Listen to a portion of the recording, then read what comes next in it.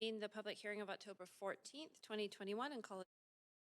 This meeting is being convened by electronic means, and as such, council members may participate in person or by electronic means. For council members who are participating electronically, please do ensure your video is turned on and let the clerk know if you leave the meeting for the purposes of confirming quorum. And I'll note this is especially important this evening as we are close to the wire on quorum and short of a number of councillors. If council members are attending by electronic means do lose connection during any portion of the hearing, we will recess the meeting until the connection is restored. If council members lose connection during the voting process, staff will get you back online quickly while we suspend that voting process. The contact information has been circulated to you. Members of the public can view the proceedings via the live stream and YouTube link, which will be tweeted out by @VanCityClerk. We acknowledge that we are on the traditional and unceded territories of the Musqueam, Squamish, and Tsleil-Waututh nations. We thank them for having care for this land and look forward to continuing to work with them in partnership as we build this great city together. I also want to take a moment to recognize the immense contributions of the City of Vancouver staff who work very hard every day to help make our city an incredible place to live, work, and play. Clerk, can we have the roll call, please? Yes, Mayor Stewart is on leave of absence all day for civic business. Councillor Carr. Here. Councillor DiGenova. Expect she might be late. Councillor Fry.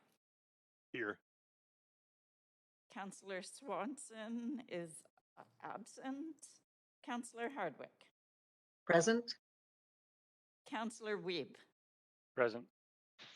Councillor Boyle. Present.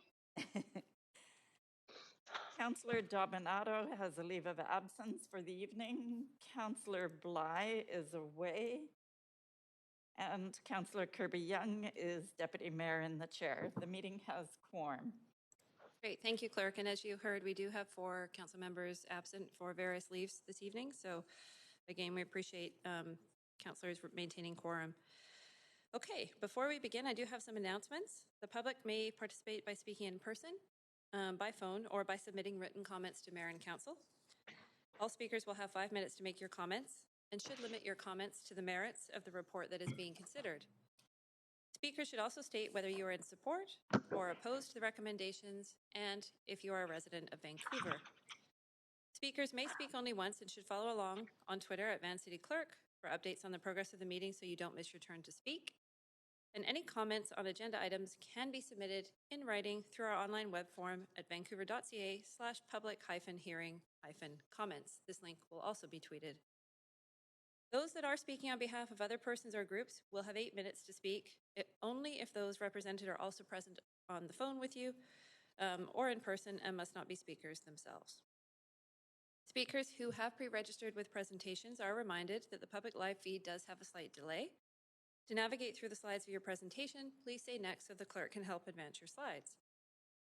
I also want to note the City of Vancouver's longstanding commitment to equity, diversity, and inclusion, including the utmost respect for all genders. I would remind Council that when addressing speakers and staff, we will avoid using gendered honorifics as is our practice, and will instead refer to the person by first and last name, role, or title. So a reminder that Council's role at a public hearing is to be a quasi-judicial body, which means that Council is to only consider the merits of the rezoning application or heritage designation. Council members may ask clarifying questions from speakers, including the applicant, or technical advice from staff, but should save debate for after the close of the speakers list. And after hearing from speakers, Council may either 1, approve the application in principle, 2, refuse the application, or 3, refer the application to staff for further consideration. And finally, if Council does not conclude from hearing all speakers this evening, although I'm going to put in a plug and hope we do, we will recess and reconvene the meeting on Tuesday, October 26, 2021 at 6 p.m. Okay, so our first item of business this evening is the rezoning for 328 360 West 2nd Avenue. And before we begin, do any members of Council wish to declare conflict of interest on item 1?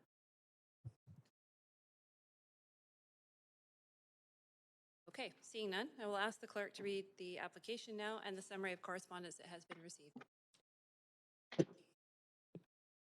This is an application by 1057300 BC Limited to rezone 328 360 West 2nd Avenue from L1 Light and Medium intense, intensity industrial district to L1C light and medium intensity industrial district to permit an industrial and commercial development with a maximum floor space ratio of 6 and a maximum height of 152.5 feet. If rezoning is approved, a subsequent development permit process will include a review of a proposed form of development. The General Manager of Planning, Urban Design, and Sustainability recommends approval subject to conditions set out in the summary and recommendation. The following correspondence has been received since referral to public hearing and prior to the close of the speakers list and receipt of public comments. 6 pieces of correspondence in support and 2 pieces of correspondence in opposition. This represents all correspondence received up to 3:45 today. Great, thank you very much, Clerk.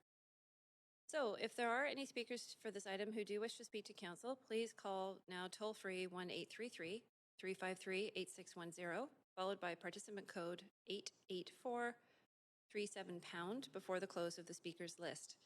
The phone number will be tweeted out and made available on the live stream. And there will also be opportunity for those on the phone or in person to speak at the end of the registered speakers list.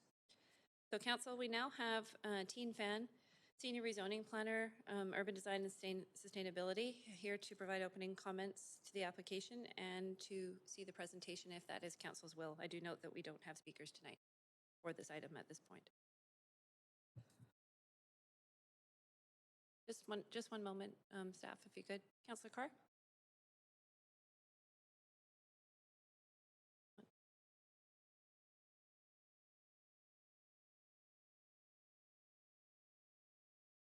Councillor Carr, do I have you on the queue? Did you have a question before we begin?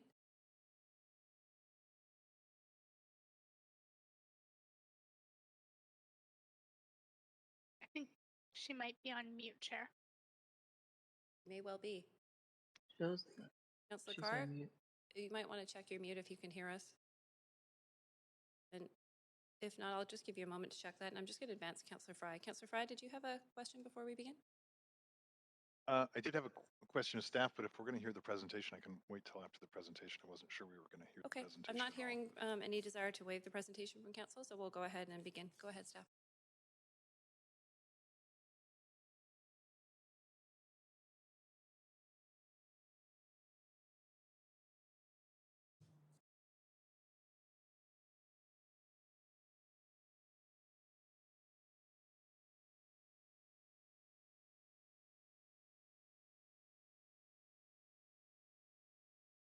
Chair? I'm not hearing staff. Perhaps it's just me? No, I think On a point of privilege. I was just going to say that. Thanks, Councillor DeGenova. I think that perhaps speaking closer to the mic might help. Thanks for that. Go ahead. Thank you. Good evening, Mayor and Council. My name is Teen Fan, Senior Rezoning Planner, and I'm joined by Kevin Spans, Senior Development Planner. This is the very first application coming in front of Council for the recently approved rezoning policy for the I1C zone this past January. This new policy permits intensification of job space with increased height and density along 2nd Avenue in the Mount Pleasant industrial area.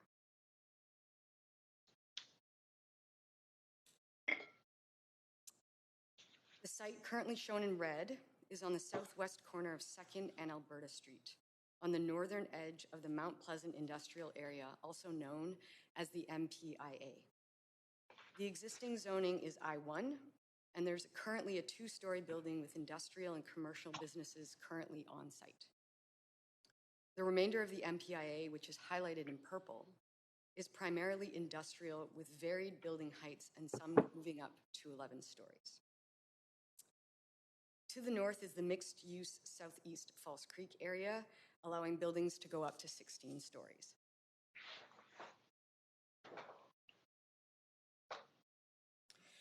A number of amenities are within the vicinity, including a number of parks, the seawall, childcare facilities, and 2 community centers. The site is very well served by transit with 2 nearby SkyTrain stations and bus and cycling routes. The MPIA is also shown in purple here, and it's designated for industrial use under the Metro Vancouver Regional Growth Strategy. Since the 1940s, the area has emerged as a unique employment space, supporting a diverse economy with light industrial and commercial uses. Currently, there are 2 images of upcoming projects shown here for the Mount Pleasant industrial area, giving council a sense of the buildings going up in and around the area. Industrial uses include production, distribution, and repair activities, accounting for 1/3 of the total floor area currently. Limited commercial uses are permitted, such as office and retail, in order to emphasize the importance of this area for a mix of uses for job space. The Broadway planning process and the Employment Lands Review identified this location as a key opportunity to deliver intensified industrial and office space close to transit. As such, in January, Council adopted the Mount Pleasant Employment Intensive Light Industrial Rezoning Policy and Guidelines, also known as the I-1C Rezoning Policy. The intention of the I-1C Rezoning Policy is to unlock the economic potential of the area by increasing job space close to transit. These policy changes have the potential to deliver some 3,500 new jobs for the area. Similar to the Cambie Corridor townhouse rezonings that enable a simplified rezoning process to a district schedule, sites within the I-1C rezoning area can also develop to a specific and a predictable I-1C zone and not to a customized CD1 zone. This I-1C zone contains an established height, density, and use, shown here. Shown on the right, we have the existing zoning, which is I-1, and in purple, you can see that 2 FSR is permitted for office, service, and retail, provided that 1 FSR is provided for light industrial for a total of 3 FSR, noting that 1 FSR has to be industrial. Just flipping to the next slide.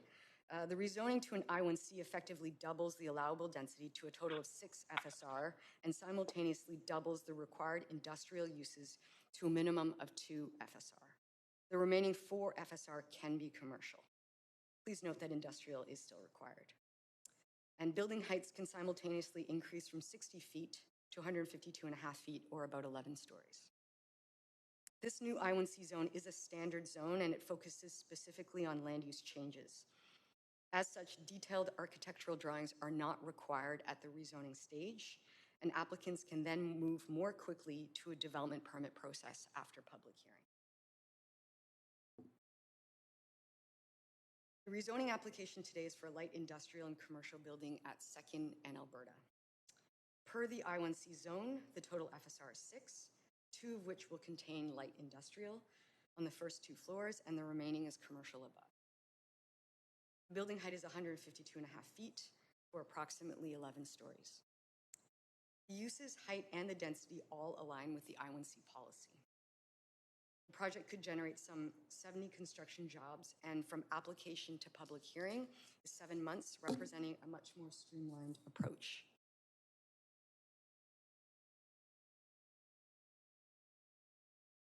While architectural drawings are only required at the development permit stage, the policy comes with very clear design guidelines to ensure that buildings are to be respectful of their context.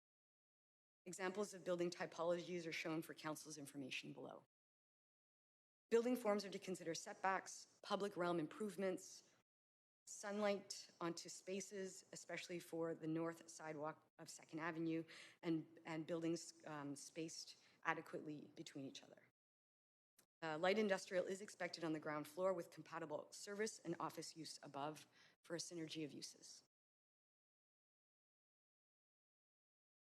The public consultation for this application was, the public feedback for this application was quite minimal.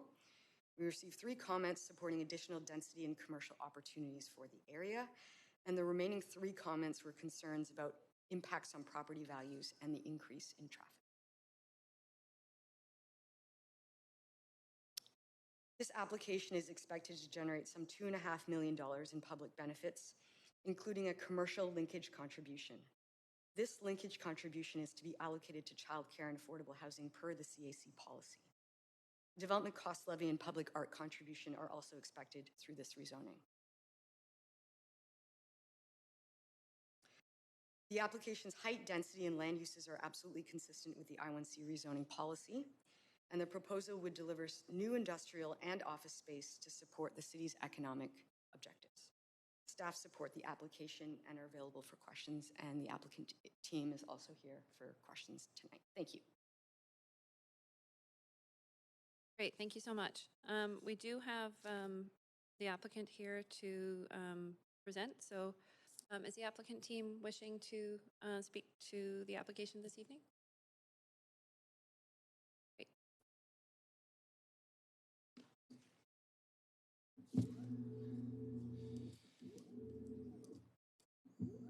Thank you, Councillor Kirby-Young.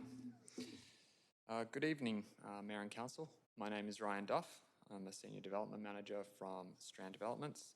I'm joined by Cameron Thorne and Mark McCall, VP of Development here at Strand. And we're pleased to be here tonight to put before Council the first proposed site for the I1C zoning designation here in Mount Pleasant. Strand is a local family-owned developer with more than 40 years' experience, with deep roots and long-standing commitment to the Metro Vancouver region. Since 1976, Strand has acquired, developed, and financed thoughtfully designed residential and mixed-use projects throughout Vancouver and North America. While Strand has historically maintained a relatively low profile, we've worked hard in our neighbourhoods to establish a good reputation for being a conscientious partner to the communities that we're building. We acknowledge the leadership of Council and the tireless work from City staff to bring forth the new I1C district schedule and the associated rezoning policy and the guidelines. We agree that this policy will create new employment opportunities throughout Mount Pleasant and also revitalise the West 2nd Avenue streetscape. We're excited to contribute to these efforts by being the first applicant to put before Council our site itself for the I1C zoning designation. We thank Mayor and Council for their consideration in this application, and we look forward to contributing to an exciting and growing Mount Pleasant neighbourhood. Thank you. Great, thank you very much. Okay, Council, this is an opportunity to ask any questions that you have to staff or to the applicant, and just noting that this is the only opportunity to ask questions of the applicant at this time. Councillor Fry, I have you up first. Go ahead. Thanks, Chair. This is a question for staff. Following up on when we had approved these quick starts for the new I1C zoning, we had amended with unanimous support of Council, adding a consideration for arts and culture spaces as public amenities to be included in the commercial linkages or CACs. I'm wondering why we're not seeing that in this report. Hi, Councillor Fry. It's Teen here from Rezoning, Senior Rezoning Planner. Yep, thank you for that question. Certainly remembering the January public hearing and that amendment. I believe that amendment was really related to looking at developing a further opportunities in the Broadway planning program through the public benefit strategy that is underway through that planning process. And I believe that Council is expected to receive information about that Broadway planning program in Q1 of 2022. So I think that those considerations of adding the opportunity for artist space through linkage contribution, I think is part of that work currently being done. So you're saying staff did not interpret that as being specific to the I1C? Because that certainly was my impression that we were applying it to. Thanks, Councillor Fry. Our reading of it was that it was part of work that would be underway through the larger Broadway planning program that would include the Mount Pleasant industrial area. Okay. I don't believe that was the intention, but I guess I'll take that away as how you've interpreted it, and we'll have to follow up, I suppose, some other mechanism. Not really sure how that works, Thank you. but thanks. Thank you.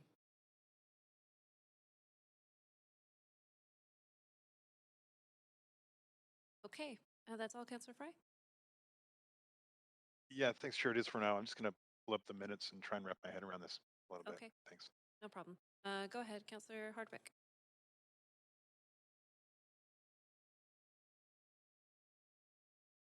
Councillor Hardwick? There we go. Thank you. Sorry about that. I'm not sure if it's to staff, but what is the role of Cushman and Wakefield in this development?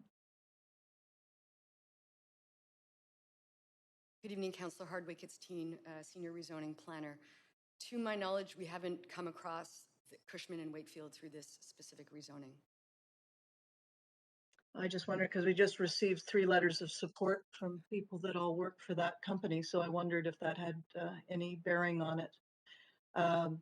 Interesting. Thank you. That's it for me. Thank you. Okay, thank you, Councillor Hardwick. Seeing no further questions from council at this time, we'll proceed to hear from. Sorry, Kirby, can I get on the list? Sorry, I'm having trouble with my X. Yeah, absolutely. Just go ahead, Councillor Weeb. Yeah, follow up to Councillor Fries, recognizing that when we were voting, we were looking at different opportunities to increase the funding for the connection. I'm just wondering, do we feel that the land value capture in this current project is going to be enough to pay for the increased amenities and service roads and utilities that will need it to service this project? Councillor Weeb, it's Teen here, Senior Rezoning Planner. Yep, we look to the CAC policy, and that CAC policy establishes a 1052 square foot per increase in floor area for sites that are proposing commercial industrial. So I think that from applying Council's CAC policy to this application, we do believe that that definitely comes forward with an opportunity to fund growth in and around the area. Noting that it is a leasehold project, it's not a strata project, so we would look to the CAC policy. Okay, and then do we see affordable housing and childcare being able to be delivered in the near area? Do we have projects that we see on the horizon so we can point when the community looks at the increased development in this area where that will be delivered? Yep, certainly, yeah, we've actually secured through the commercial linkage contribution, we've secured since 2017 some $30 million. And we've collected through rezonings that have been enacted about $10 million. And to my understanding, a large portion of that has gone towards childcare. So we definitely see that being recognized. Also, a site at 5 West 2nd is also an opportunity to deliver some affordable housing in and around the area. So that's one perfect example. Perfect. Thank you very much. Appreciate it. Great. Thank you, Councillor Weeb. Okay, so seeing no other questions from council at this time, we will now hear from the public. Just a note, we do not have registered speakers, but if there are any members of the public who do wish to speak to the item before council, please call toll-free 1-833-353-8610, followed by participant code 88437#. Before we close the list. And again, this number is tweeted out and made available on the live stream. And any speakers that might be present at City Hall could come forward to the podium. Clerk, do we have any speakers on the line? No speakers. Okay. So we'll move on then, hearing and having none registered. To calling 3 times for any additional speakers. Can we do that now? Yep. So doing the first call for speakers, if there are any additional speakers for this item, please call toll-free 1-833-353-8610, followed by participant code 88437#. Before the list is closed, the phone number is tweeted out at Van City Clerk and available on the live stream. And any speakers present in person can come forward. That is my first call. Okay. When I do a second call, for any speakers that wish to call in, please do so at 1-833-353-8610, followed by participant code 88437#. Before the list is closed, the phone number once again is available on Twitter at Van City Clerk and on the live stream. My second call. Okay, and third and final call for speakers would be to the same number at 1-833-353-8610, followed by participant code 88437#. Before the final call before the list is closed. Number available on Twitter at Van City Clerk and on the live stream. And I'm not seeing any members, the public present in the council chamber. Deputy Mayor, I'm hearing that there could be speakers downstairs. So if we could, perhaps if I could suggest a 3-minute recess to allow them to come upstairs. Okay, I do see activity, someone out there. Okay, it is council and the public at 6:32 p.m., so we'll recess and reconvene at 6:35.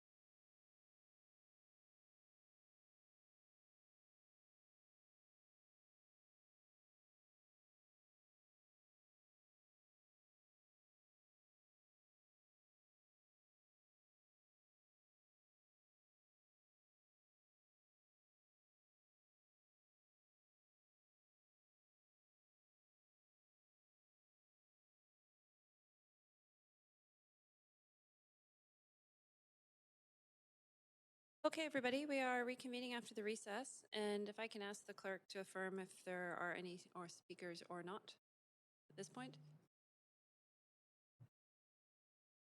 No speakers. No speakers. Okay. So hearing none and having made 3 calls, we will now close the speakers list. And seeing as no public comments were received on this item after 5 p.m. today, we will now move on to hearing closing comments, asking further questions of staff, and to make a decision. But does the applicant have any closing comments? Nope. Does staff have any closing comments? No closing comments, thank you. Okay, thank you. Did council have any questions for staff? Councillor, did you know you have the floor? Thanks very much. I did have a question for staff. I was wondering if staff might be able to comment on a comment that was made before about number of CACs being allocated to daycare. And wondering how much of that daycare space has in fact been delivered and what the timeline is for that in the CACs that have been collected for that.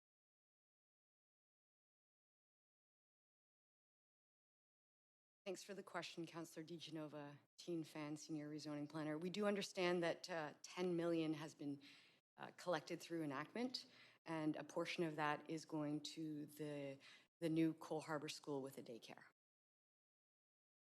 Okay, can I ask, if you're not sure how much of that is going to the Cole Harbour School with the daycare, then my follow-up question would be, how much is remaining from that 10 million that is still to be spent, and what does it look like? Like, how far out are we looking for those funds to be allocated to childcare projects? Hi, Councillor DeGenova. Actually, we do have that information. About $7.8 million is going to the Cole Harbour childcare, and about 600,000 has been allocated to the Henry Hudson School, and about 1.7 million to the Gastown Parkades. So that totals roughly 10 million of the 28 that's been secured. Okay. I may have some follow-up questions on where the remaining $18 million are going, but I won't ask that here. So thank you very much for that very detailed answer. Thank you. That's all, Councillor DeGenova? That's all from me right now. I'd be happy to. Oh, I see Councillor Hardwick is on the queue. I was gonna move the motion, but I'll take myself off. Great, thank you. Councillor Hardwick, go ahead. Thanks. I have two questions. The first is, once this property is rezoned, it will be reassessed to highest and best use. What is the increase in assessed value from the current assessment to the projected assessment once the rezoning has been approved? Hi, Councillor Hardwick, teen senior rezoning planner. That information we don't have at this moment. So you don't know how many more times over the value of this property is going to increase or inflate after the rezoning is completed? No, we don't have that information tonight, Councillor Hardwick. Sorry. Wow. Can you tell me if you have, and this is a larger issue in this area, considered the cost of the industrial use that is provided relative to the existing costs to the kinds of companies that would be using this light industrial property? Just saying that a different way, have you looked at the cost of the existing rents or leases on this property versus what the cost would be of the space once the new building is in place? Thanks, Councillor Hardwick. We don't know the existing costs, the existing rents of the existing leases. The applicant, of course, might have that information. But what I could tell you is that we couldn't also necessarily project into the future, recognizing that if council approves this public hearing, this rezoning tonight at public hearing, when the applicant comes forward to build and start to tenant and start to lease the space, that timeline is up to them. So it would be really hard to predict the comparison for a future date. My point is, of course, if we're going to displace existing industrial use, anticipating that we're going to increase industrial use, and we don't know those numbers, that is very tricky since we have already identified that we have a declining and shortening industrial base of land to start with. So we don't know what the inflationary cost is going to be on assessment, and we don't know whether the light industrial capacity that's going to be created would be affordable to local businesses. Are we concerned at all in interpreting light industrial as office space that in light of the changing nature of work that there might not again be the kind of demand that we would want that might displace existing light industrial use in favor of potential office uses? Thanks, Councillor Hardwick. We don't anticipate there would be a displacement of light industrial. We anticipate a doubling of that in light industrial use. And only if that light industrial use is provided can one gain the opportunity to add office. I might move that also over to my colleague, Sean Martinez. He might be able to speak a little bit more about some of your questions. Good evening, Mayor and Council. Sean Martinez, planner in Citywide and Regional Planning, Economic Development Planning Team. What I could say is that we do know that vacancies within the industrial base are very, very tight. We're seeing historically low vacancies, below 1%. While that has been happening, we've also seen that over the last 5 years, there have been dramatic increases in the rent that industrial spaces are paying. We've seen 62% increases just on the asking rent over the last 5 years as the vacancies have tightened quite a lot.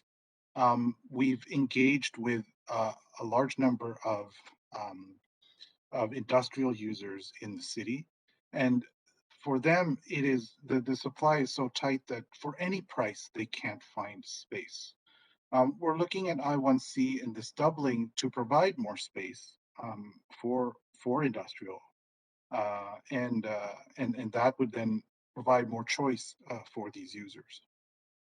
Thank you very much. I know I'm over time. Appreciate the answer. Would love to have more conversation, but I know this isn't the time or the place. But thank you. Thanks, Councillor Hardwick. Councillor DiGenova? Put myself back on the queue. I was just prepared to move the recommendations by staff. Okay, thank you. Moved by Councillor DiGenova. Do we have a seconder? Second, Councillor Carr. Seconded by Councillor Carr. Is there any debate, Council?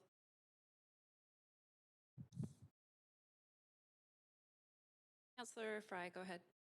Yeah, thanks. I'm not going to get in the way of this rezoning, but I am disappointed by the interpretation of the amendment that we had provided on this specific rezoning schedule back in January of 2021. I think the interpretation is quite rigid, and I just want to highlight that this is certainly not the expectation around this, and recognizing that we are, in fact, in this IC or this one IC district, we are seeing the loss of a lot of maker and creative spaces.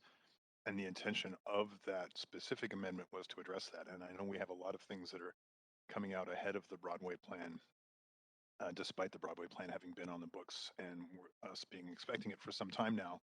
We've yet to see the Broadway plan materialize, but we're certainly seeing spot rezonings coming ahead in the absence of the Broadway plan. So I'm not really happy with the idea that this is proceeding. And not recognizing that very specific amendment that came forward that was not exclusive to the Broadway plan. In fact, it references it and the Broadway plan. So I want staff to hear loud and clear in the planning department that was the intention, and I believe that was the intention of all of council when we moved this forward, specifically on the rescheduling for this district. And I hope that we see a little bit more thoughtful application of that direction in future amendments, because I know that, or sorry, future rezonings in this area, and not waiting on the Broadway plan that may or may not materialize in a timely manner. So I'll support this, but I'm not really happy with not seeing this amendment recognized. Okay, thank you, Councillor Fry. Councillor Hardwick, closing comments? Yeah, my mood is very much along the lines of Councillor Fry's on this, and I would amplify this. It's like, we'll go along with it, but not happy about it. Moreover, I am concerned about erosion of our remaining industrial land and into a situation where we're continuing to inflate land values and increase the costs. So it's making it, ironically, less affordable to new businesses in light industrial kinds of activities. And as someone that had, in the years when I worked in the film industry, we worked a lot in this space, and it's all gone. And it's not going to come back because it's the bottom couple of floors of what is essentially an office building with a couple of floors that have been made into, presumably light industrial use. So I'm just concerned that we might be biting off our nose to spite our face, metaphorically. But back to echoing Councillor Fry's remarks, go along with it, but not happy about it. Okay, thank you, Councillor. I'm not seeing any other councillors on the queue for any closing comments or remarks, so I will ask the clerk to. Yeah, sorry, Oh, can I get on the list? you Just can, working just, on getting the just system. under the wire, Councillor Weep. Sorry, I'll try to remember you're Thank you very having difficulties. There you go. Go Alright, ahead. text on it. I should be really quickly here. As well, I think that there's an opportunity here lost. I think that this is a really critical arts and culture area. I think there's a lot of great businesses You in don't the do it that space. way. That's not how the CACs work. I think someone might not be on mute, Chair. Yes, Pardon, sorry. pardon me, just a point of privilege. Go ahead, start again, Councillor Weep. Oh! Sorry, can we, maybe we can just get the clerk to check for a moment. Just hold on a second, Councillor Weep.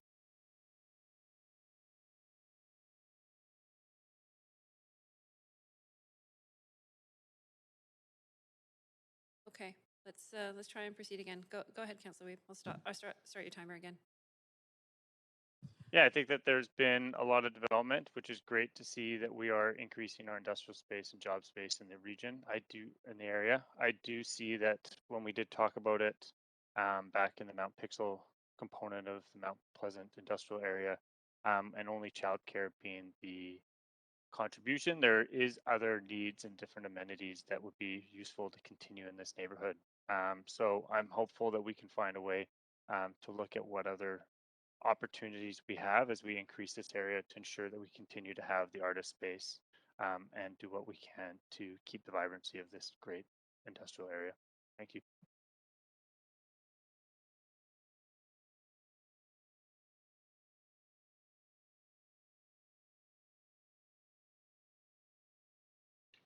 Great, thank you, Councillor Weep.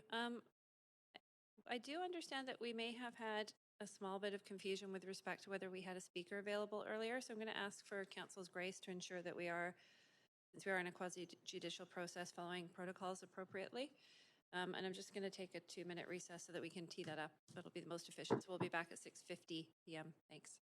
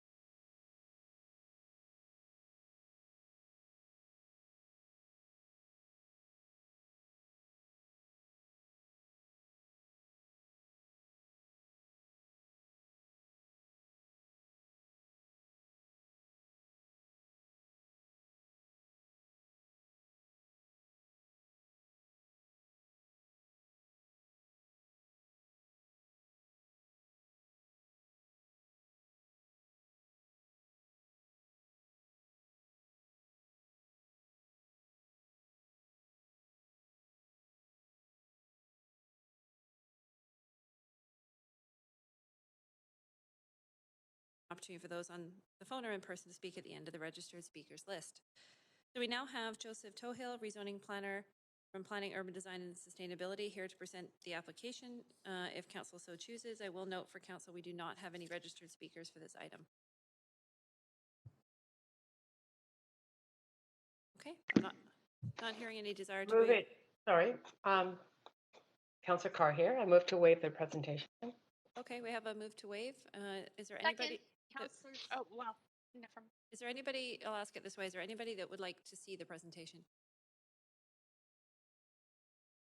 Okay, I'll second waiving the You're- presentation.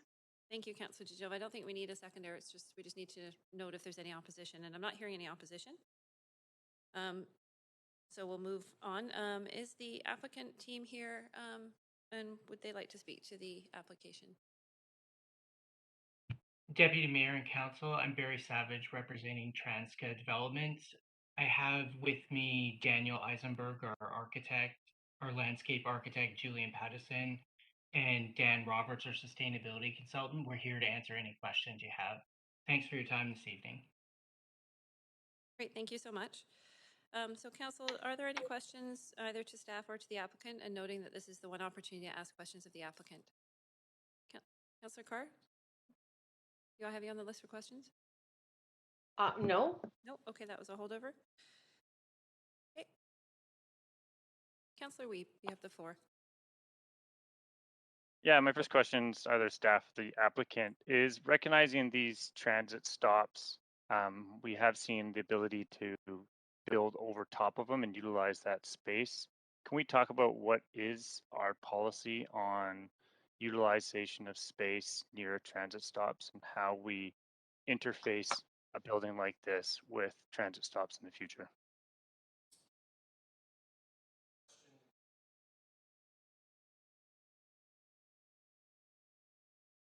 And I guess the applicant, it talks about two towers that went down to one. If you want to talk about that process on why you went down to one tower. Sure, I'll let Daniel Eisenberg, our architect, go through the design process that we went through to go from 2 towers to 1. Hi, this is Daniel Eisenberg. Can you all hear me okay? Yep. The reason we deviated from the 2 tower scheme in the plan is we proposed a daycare on the roof of level 5 in order to provide enough open space for this daycare outdoor area. We sort of shifted from the 2 tower configuration to a single tower that allowed lots of open space for that daycare. That's one of the main reasons. Also, efficiency was improved that way. Okay, and Dan, do you want to talk about your interaction with the transit stop and what architectural tools you use to incorporate that as part of the building? The transit station is not part of the development currently. We have been mindful on the transition to the station in terms of how we treat the public realm at the transition, but the station is not part of our application. Yeah, no, just the transition. Okay, thank you very much. Is that it, Councillor Reeve? It sounded like you had a question around policy earlier to staff. I guess the transit stop is currently owned by the province. Is that correct? Because I was just looking at the ability to utilize the space above some of the transit stops. So does staff want to talk about how those decisions are made when looking at a project like this that needed space on the top? Was there an opportunity to look at utilizing some of the spatial elements above the transit stop?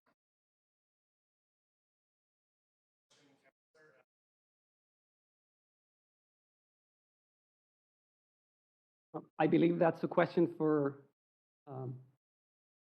planning. Yeah. For staff. I mean, recognizing that we're Okay. about to build a whole bunch of new Sorry, transit Can- stops. Sorry, Councillor Weeb is at time, so I apologize for that. But yes, if I can ask staff maybe to speak a bit closer to the mic, I think that might be helpful. I'm going to advance Councillor Hardwick now. Councillor Weeb, sorry about that. Councillor Hardwick? Thanks. You might want to reset my timer. Because I'm showing 6:52.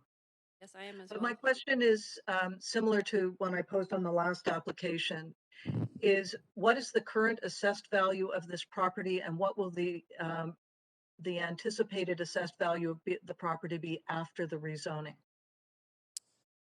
Thanks for your question, Councillor. We don't have that information available.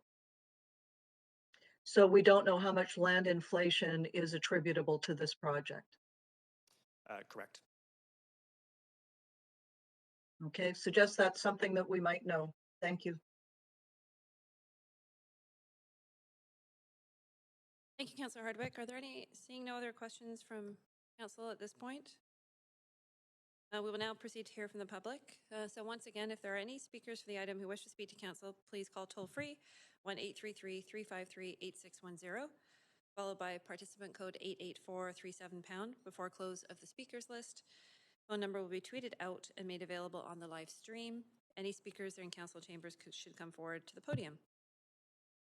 Clerk, do we have any speakers on the line?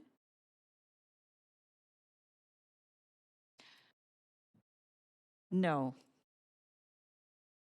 Okay. Having no registered speakers and hearing none on the line, I will now proceed to make three final calls for additional speakers. First call, if there are any additional speakers to the item, call toll-free 1-833-353-8610, followed by participant code 88437# before close of the speakers list. Phone number is available at Van City Clerk and on the live stream. Any speakers in the Council chamber should come forward. That's my first call. Second call for speakers. Once again, speakers should call toll-free 1-833-353-8610, followed by participant code 88437# before close of the speakers list. The phone number is available at Van City Clerk and on the live stream, and speakers at City Hall should come forward to the podium. That's my second call. Okay, third and final call. The number to call in is 1-833-353-8610, followed by participant code 88437# before final closing of the list. Phone number is available on Twitter and on the live stream, and I'm not seeing any speakers present here at City Hall. Clerk, can I just verify that we have not received any speakers? Currently none, but I'm being told there might be somebody trying to get on the line.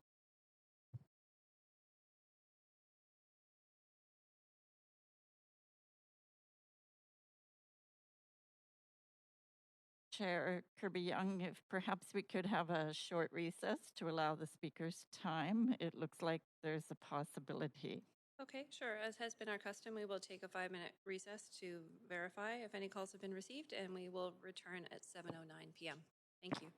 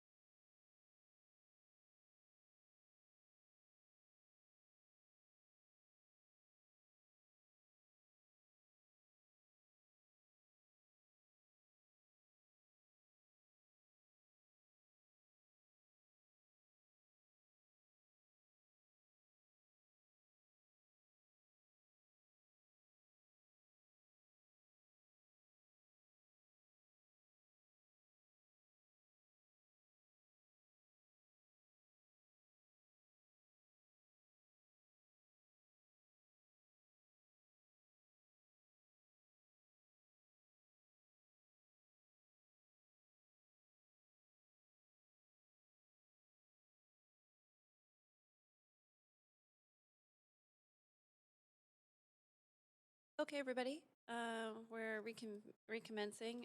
Clerk, can I ask you to verify that we do not have any speakers on the line?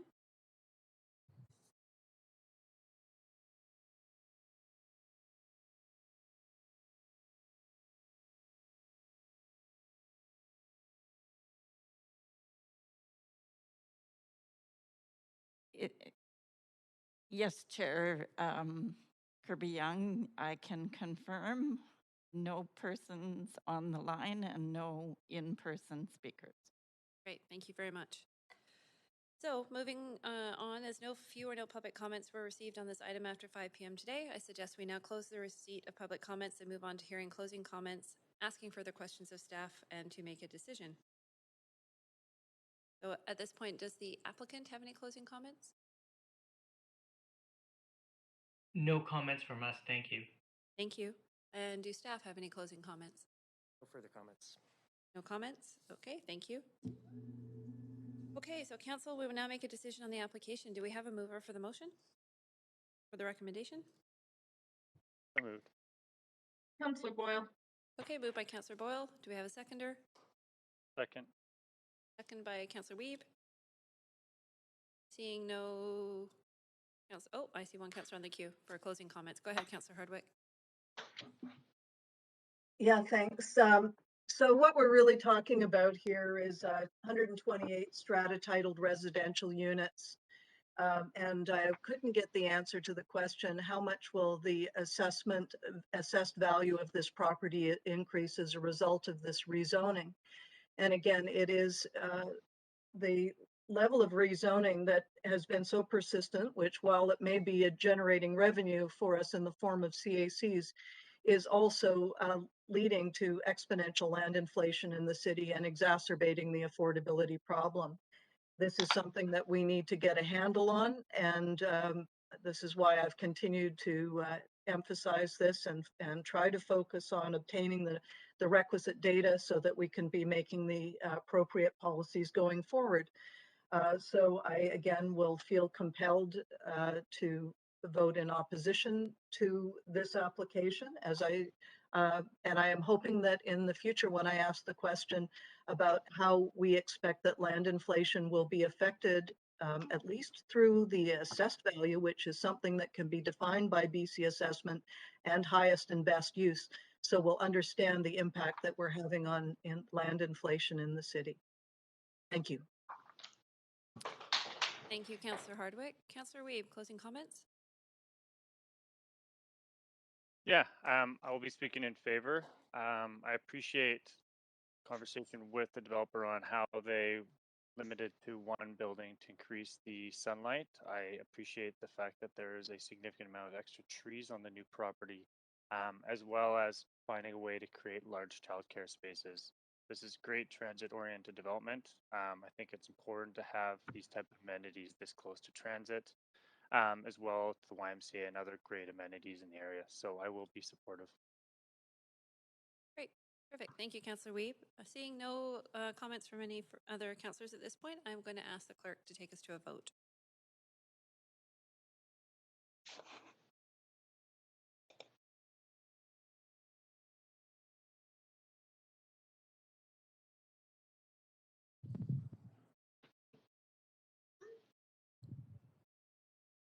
Point of privilege. Yes, Councillor DeGenova, do you need a vote assist? I do.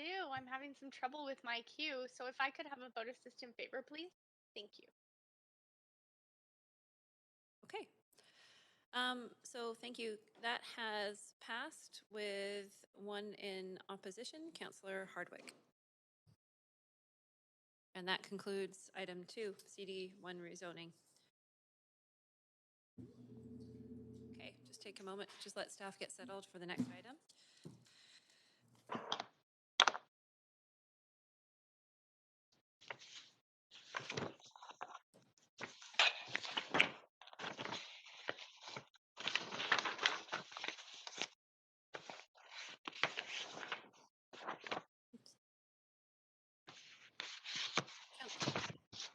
Anybody that is participating electronically may not be on mute. We are hearing some background noise.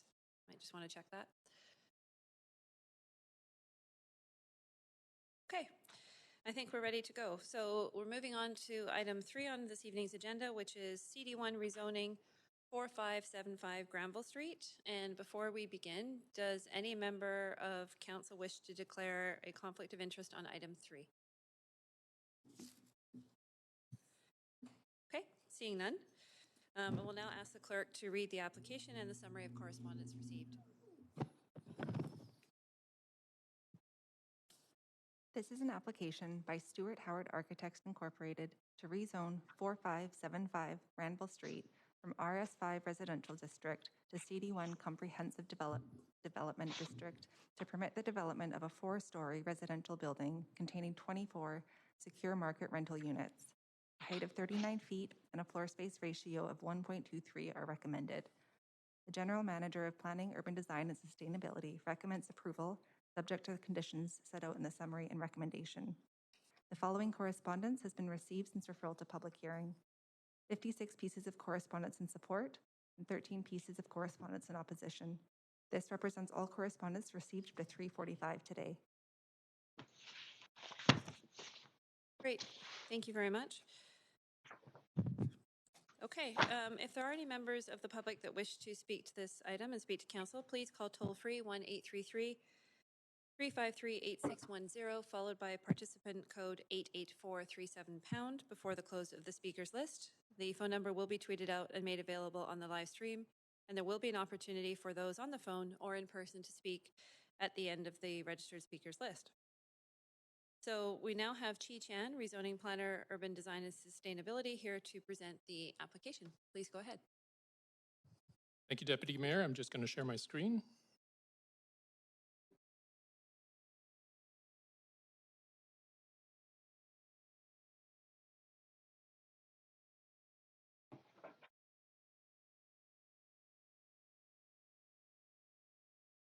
Just waiting to see if it, okay.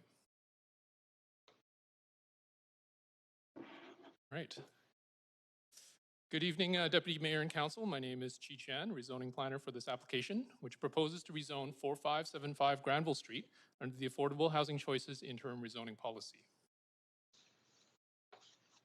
So the subject site, shown in red, is located on Granville Street, 1 lot south of Connaught Drive. The site and surrounding areas are zoned RS5 residential and generally developed with detached houses. The lot to the south, 4615 Granville Street, is currently developed as an 8-bed hospice facility operated by the Vancouver Hospice Society.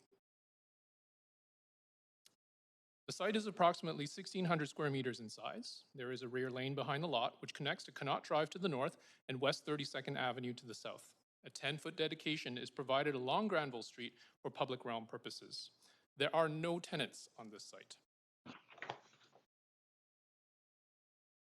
Here is a map of local amenities. The site is located in the Shaughnessy neighborhood. There are several parks, childcare centers, and local schools within a 10 to 20-minute walk of the site. The site is located on the number 10 Granville Street frequent transit service. There are also several designated bike routes 1 to 4 blocks away from the site. It's located within the catchments of Shaughnessy Elementary and Prince of Wales Secondary Schools. According to VSB's long-range facilities plan, Shaughnessy Elementary is operating at capacity, while there is current and future capacity at the Prince of Wales Secondary. VSB manages capacity by limiting out-of-catchment enrollments and placing students in nearby schools, recognizing that while the local elementary school is at capacity, there is capacity overall in the system and in nearby schools. The Housing Vancouver strategy sets a target of 20,000 new market rental housing units across the city to help address Vancouver's historically low vacancy rates. This rezoning application is being considered under the Affordable Housing Choices Interim Rezoning Policy, which was approved in 2012. In November 2019, Council approved the Secured Rental Policy, which consolidates opportunities for rezoning contained in the AHC and Rental 100 policies. While the AHC policy was closed to new rezoning inquiries after June 2019, applications received up to this date can continue to be assessed. This inquiry for this rezoning application was received in June 2019, just prior to the deadline. The intent of the AHC policy is to enable real examples of more affordable housing types, Rezoning applications under the policy must meet a number of criteria, including compliance with location requirements. The AHC policy allows for a maximum of 2 projects within 10 blocks along an arterial. At this time, one other AHC application has been approved within 10 blocks along Granville Street. On June 25th, 2019, Council refused a rezoning application for this site for rental townhouses. After hearing the comments by the public and Council at the public hearing, the applicant submitted a new rezoning inquiry on June the 28th, 2019. Following the inquiry submission, the applicant continued to refine their proposal, notably through facilitated discussions with the hospice, which led to the design that you see here, and submitted a full rezoning application on December 16th, 2020. I will compare the changes in a subsequent slide. The current application proposes to rezone the site from RS5 to CD1 to permit the development of a 4-story residential building containing 24 secured market rental units. There are 12 one-bedroom and 12 three-bedroom units. The recommended density is 1.23 FSR, and the height is 11.9 meters.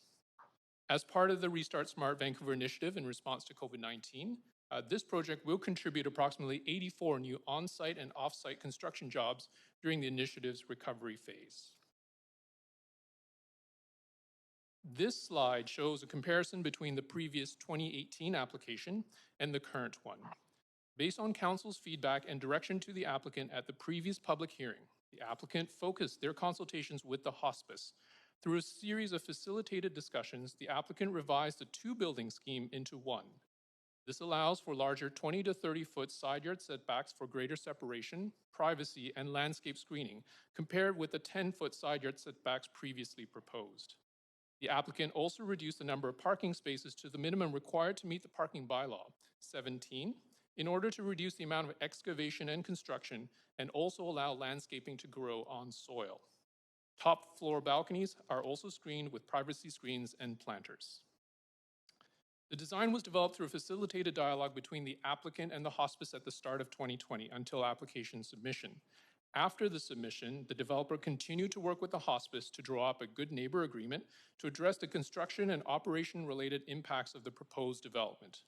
Both parties have informed staff that they would conclude the GNA, Good Neighbor Agreement, following Council's decision on this application. The applicant is eligible to seek the DCL waiver for this application and will make that decision at the DP stage. This slide has been included to show the applicant's proposed average unit size in the gray columns and the average market rents for newer buildings on the west side in the blue columns, which could be anticipated. Information about the costs of home ownership are shown in red. They assume a down payment of 10%, and they range approximately from $62,000 for a 1-bedroom to about $154,000 for a 3-bedroom. No pre-application open house was held prior to application submission. As previously noted, the applicant focused their pre-application consultations with the hospice. Following the submission of the rezoning application, a city-hosted virtual open house was held from February to March of this year. Approximately 297 notification postcards were mailed out to local area residents, alerting them to the virtual open house. In total, we received approximately 221 pieces of feedback. We heard comments both in support and concern about the project's height and density. We heard comments of concern about the privacy, noise, traffic, and construction impacts from the proposal on the neighboring hospice. And we heard concerns that the development will not provide adequately affordable housing. To address privacy, 30-foot setbacks, significant landscape screening, and screening on the top floor balconies are included in the proposal. Recognizing that any construction will have impacts on the surrounding neighbors, the Good Neighbor Agreement between the developer and the hospice intends to set up clear communications protocols and measures to mitigate construction timing and impacts. The city's noise control bylaw also regulates and limits construction-related noise for private development. Staff reviewed the proposal and conclude that the proposed 4-story height and density are appropriate and consistent with similar townhouse buildings on arterials across the city and are compatible with the lower-scaled neighbors. On affordable housing, the measures of affordability provided under the AHC policy is for secured market rental in comparison with home ownership. The AHC policy does not require below market rates. In summary, staff recommend approval of this application to rezone 4575 Granville Street from RS5 to CD1, subject to the conditions in Appendix B of the report, as it does meet the intent of the AHC policy. If approved, the application would contribute 24 new secured market rental units. Thank you very much for listening. Staff and the applicant teams are available to take your questions. Great. Thank you very much, staff. We will now proceed to hear from the applicant. And is the applicant team here to speak to the application?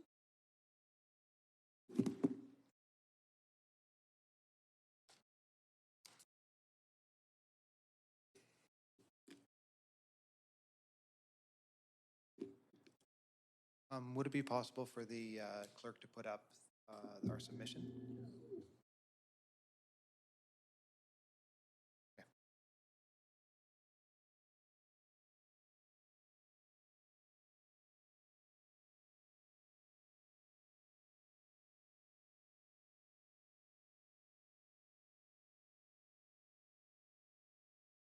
Thank you.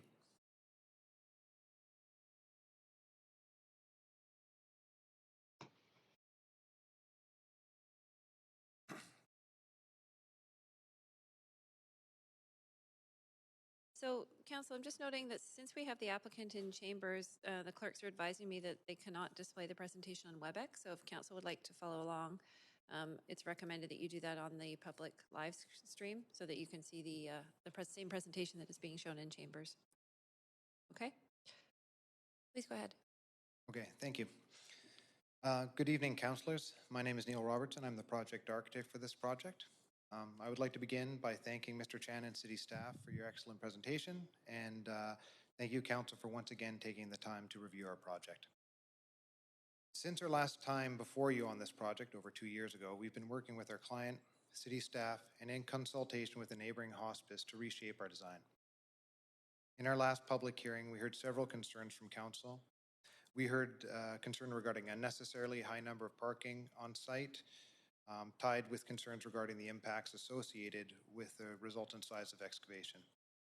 We heard concern regarding the proximity of the proposed development to Granville Street and its impacts on hedging. And finally, and most importantly, we heard concerns related to the impact of the proposed development on the adjacent hospice to the south. In regards to the first concern, as Mr. Chan explained, we've reduced the number of parking on site to the minimum required under the Vancouver parking bylaw, which has of course significantly reduced the amount of excavation required.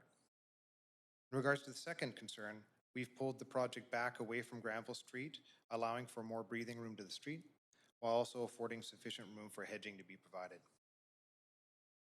The majority of our time, however, has been spent collaborating with the hospice. Our client engaged a third-party facilitator to work with the hospice representatives and ourselves to create a framework for resolution. On their side of things, the hospice enlisted the assistance of former Director Planning Ray Spaxman, as well as former City Planner Scott Hine to assist. We held several fruitful conferences to understand each other's positions and concerns. Once we felt that we adequately understood the design objectives, our office prepared 3 drastically different approaches to redesign the proposal. We presented our 3 massing alternatives to the hospice group and asked them which of the 3 schematic designs best addressed their concerns. We met with them and discussed the pros and cons associated with each proposal. When they decided on an option that you see before you today, we completed the redesign, submitted it to city staff as a formal resubmission, and began working with city staff. At the same time, we began working on a good neighbor agreement with the hospice representatives. Through several months of collaboration, we have agreement from both sides on a draft good neighbor agreement, which addresses issues ranging from finished design to protocols during construction through and beyond final occupancy. A key component of this agreement is the design of the landscape between the 2 properties. Should council choose to support our proposal, we look forward to developing the landscape design through the development permit process in collaboration with the hospice representatives and completing the good neighbor agreement. This has been a very long and challenging process for all people involved. I wanted to end by thanking city staff for all of their hard work and all the hospice representatives, especially their new executive director, Mrs. Sarah Kopp, for coming to the table in a meaningful and genuinely collaborative fashion. I understand that concerns remain, but we look forward to continuing to work with them to address these concerns. The development team, including our third-party facilitator, are available should council have any further questions to the proposal and or our process and design. Thank you very much.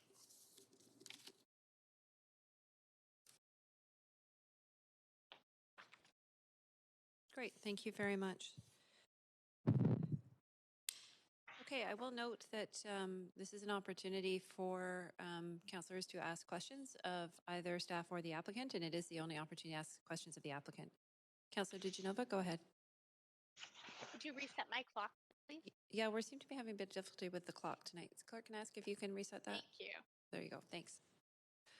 My first question is for the applicant. I'm trying to look back to your previous application to council and compare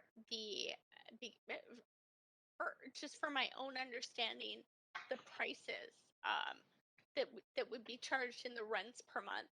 I see the very comprehensive data that you provided here and that's in the referral report, but can you tell me, is this less affordable than it would have been had council supported the project in your last application, just because we are talking about the same land and it was mentioned by staff in the referral report, as well as in the presentation this evening about the previous application and the Good Neighbor Agreement. So I'd like to ask how much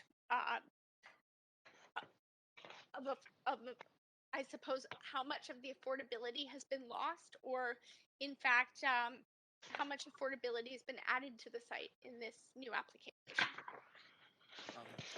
Thank you, Councillor, for your question. I'm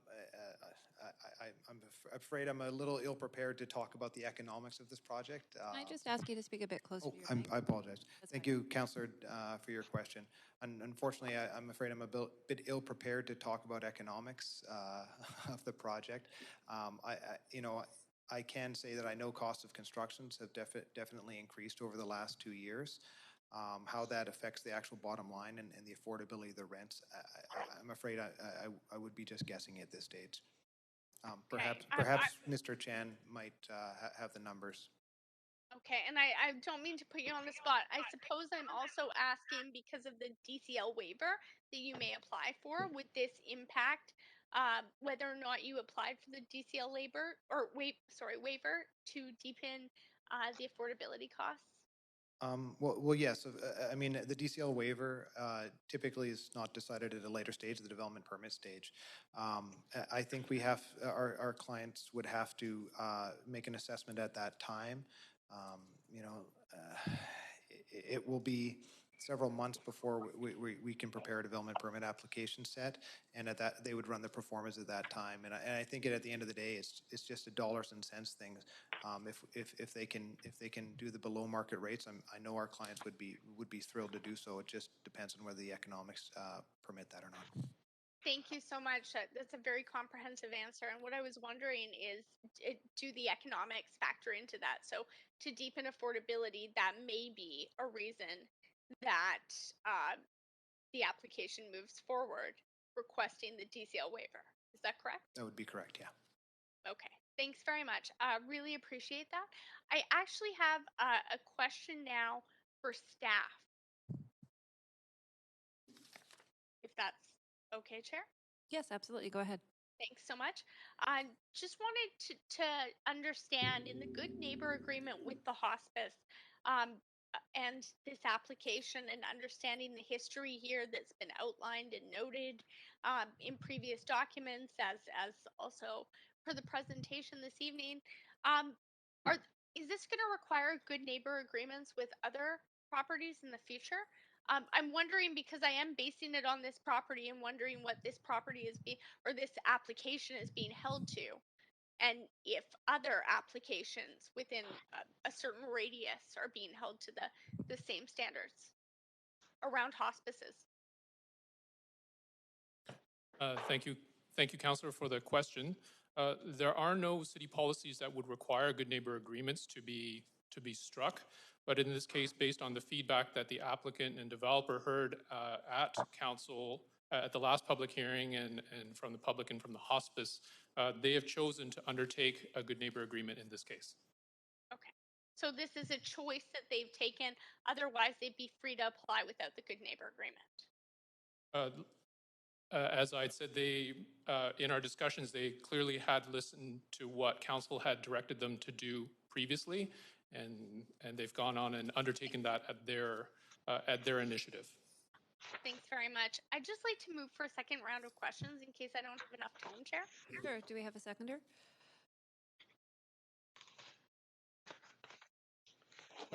Seconded Boyle. Seconded by Councillor Weeb.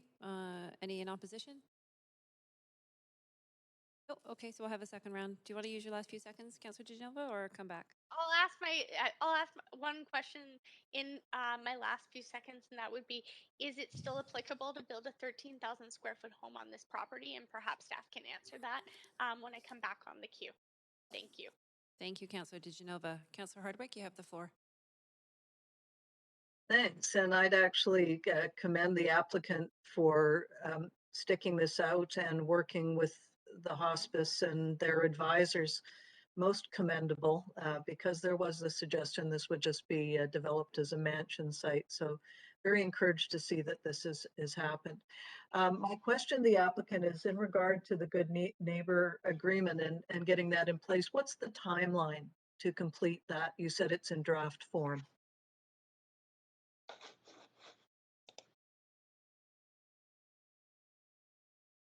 Thank you for your question, Councillor. As I mentioned in my presentation, a really key piece of this Good Neighbor Agreement is the curation of the landscape barrier between the hospice and our project.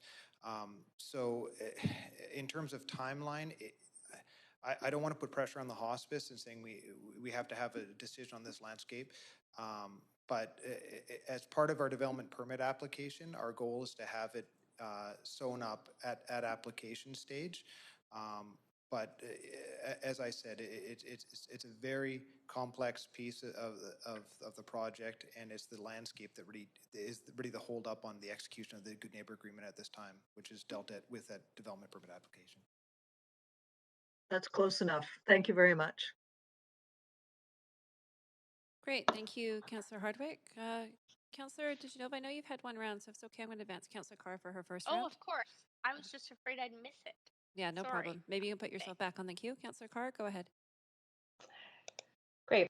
Thanks so much. And also very commendable around the process that ensued. I have one question really for the applicant around that process that ensued in this round, in the reapplication.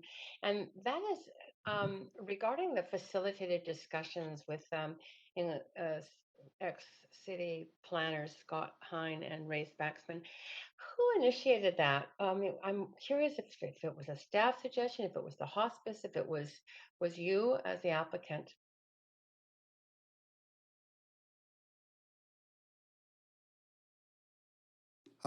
Thank you for your question, Councillor.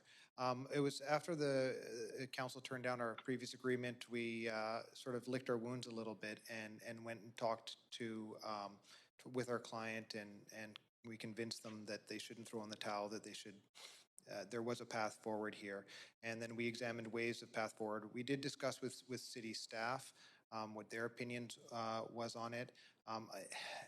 I can't say it was one specific person's. It was sort of discussions and consensus of how we could address council's concerns, address the neighbors' concerns, and what the best way forward on that was. And I can't remember who suggested it, but the idea was put forward of using a third-party facilitator. Unfortunately, City of Vancouver does not have a list of facilities, but other jurisdictions do, and I was familiar with some of these lists from other jurisdictions, from other projects, and I actually used the District of North Vancouver list of third-party facilitators, and it's been a very, very fruitful process, I do have to say. Well, so our former city planners are on the North Vancouver's list. That's very interesting. Good information, and thanks for sharing that. That's all but my questions. Thank you. Yeah, thank you. Councillor Fry, I'm gonna let you go because you haven't had a round yet. And go ahead. Thank you, Chair. Yeah, a question for the applicant. It took me a minute to dig up that old application, and I note that that the amount of parking has halved since the application that we had in 2019.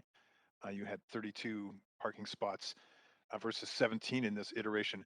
How are you I totally appreciate it because that was generally the direction that this council gave as far as the scope and scale of the excavation and how it impact the hospice. How have you physically made that work as far as parking requirements for residents? What changed? Thank you, Councillor, for your question. The simple answer is that we were over providing on parking before. In the previous application, when we met with a lot of the stakeholders in the neighborhood, we kept on hearing over and over again, more parking, more parking, more parking. But once we heard the concerns from the hospice, most specifically, and from council, we didn't need to over provide that. In tandem with using a traffic demand TDM, we are able to get the parking down to the numbers that you see today. That's fantastic, and I do really appreciate that sort of level of responsiveness from you and the applicant. So that's great. Thanks. Great. That's all, Councillor Fry. Yeah, that's all.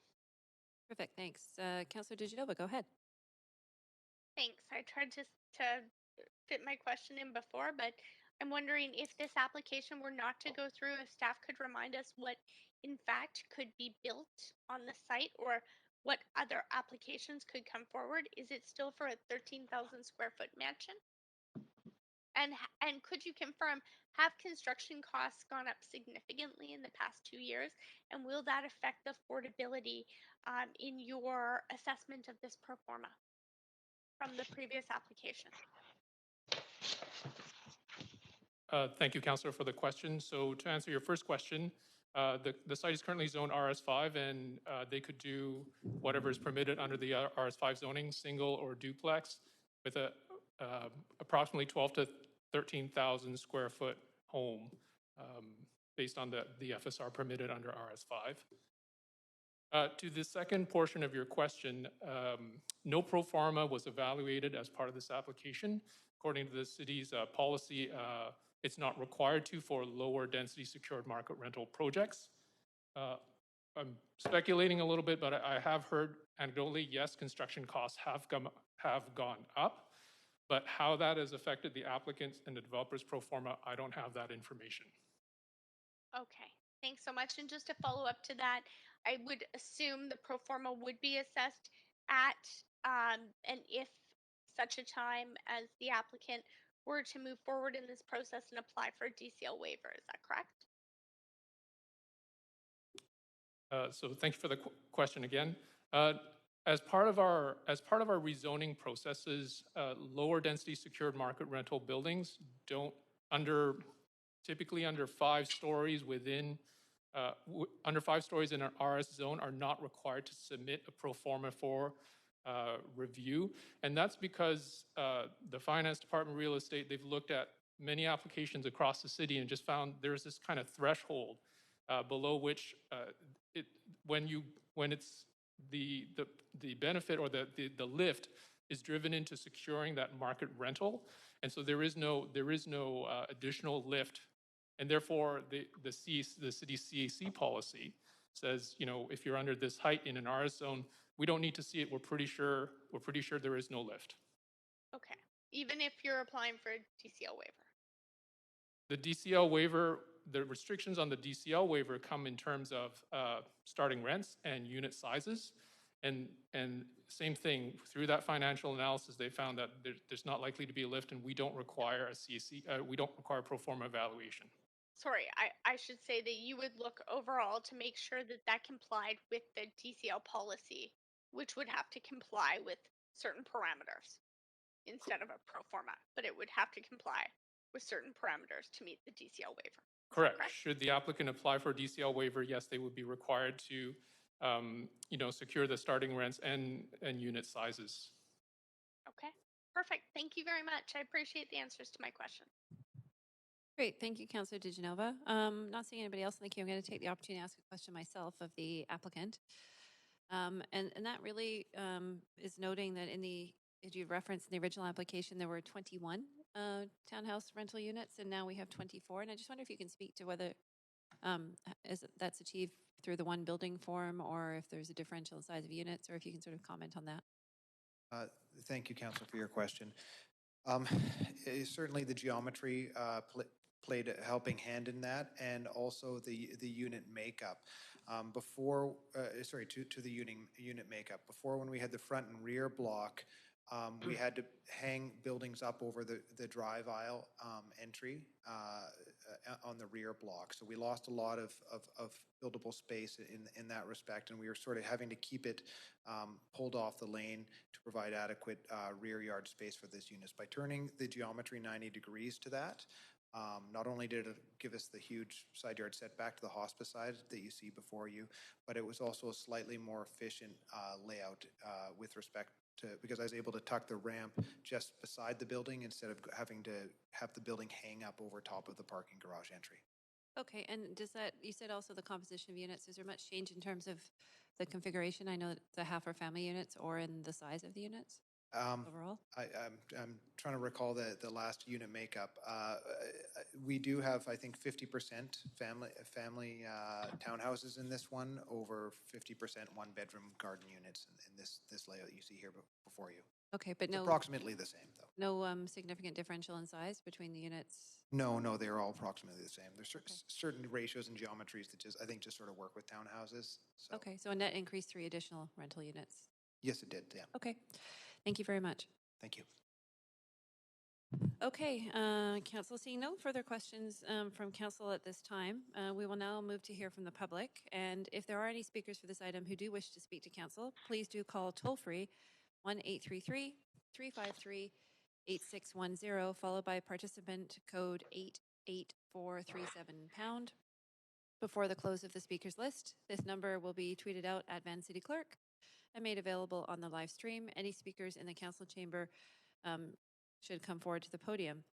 Now, we do have registered speakers for this item this evening, and I'll ask the clerk to confirm if we have our first speaker on the line.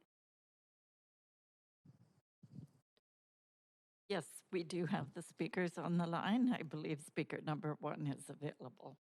Great, thank you. So speaker number 1, Molly Kavanagh, are you on the line? Yes. Great, thank you for speaking to Council. You have 5 minutes to make your point, so please go ahead. Thank you. Hello, Mayor and Council. My name is Molly Kavanagh, and I'm a resident in Vancouver. I'd like to offer my support for the project at 4575 Granville Street. Professionally, I work as a teacher at a nearby local elementary school. You might be surprised to hear that the demographic of children at this school is far more diverse than what you might expect, noting that it is located in a particularly affluent neighborhood. Working here has really reaffirmed my belief that the kind of diversity seen at this school is really something that we should strive for everywhere. The reason that this school in particular sees such a breadth of backgrounds is due to it being a spillover school. So many kids are traveling in from outside this catchment every day. Not to mention, seeing as kids from other neighborhoods are coming to this school, clearly there is additional capacity in this area.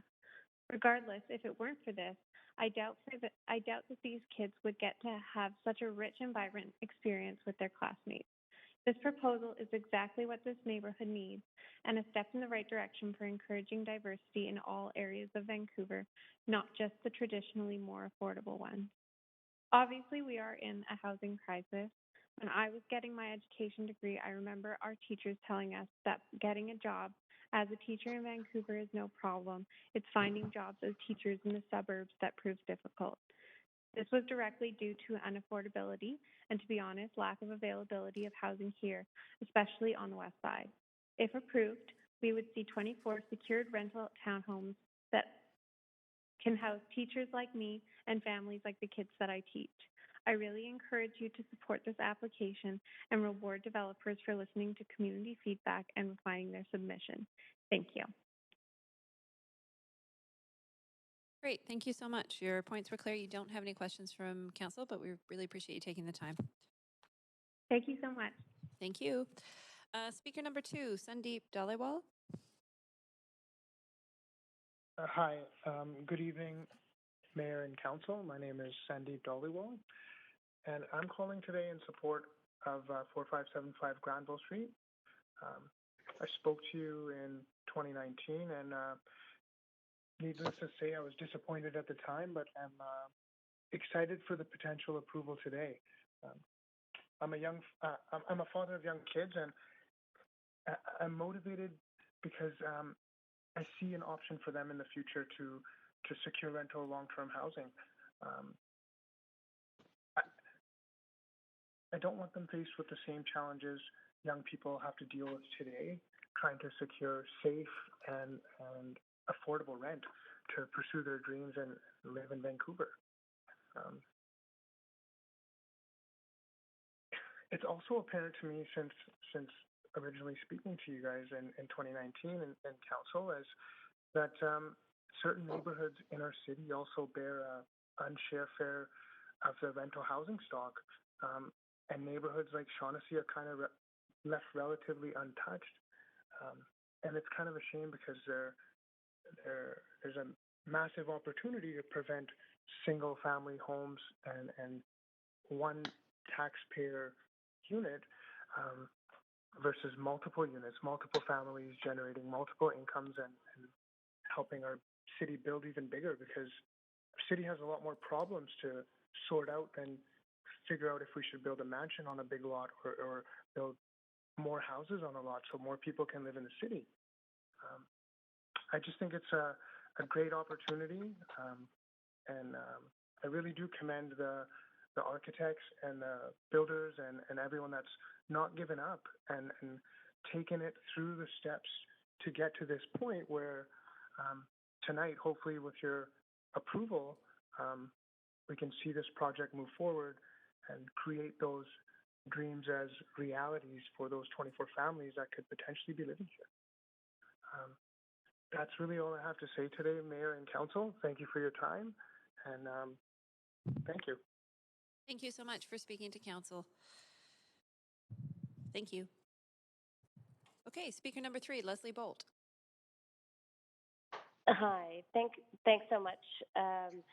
Thank you to Mayor and Council for the opportunity to speak today, and I'm calling to support the proposed rezoning for 4575 Granville Street.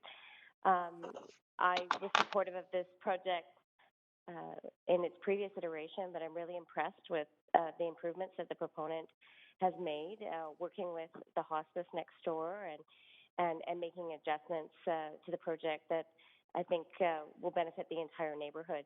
I think this location is ideal for more density, and echoing comments made by the 2 previous speakers. The neighborhood can handle this additional density. It's got great transit service, as you know, on Granville Street, and secure rental is an important component for the future for families in Vancouver.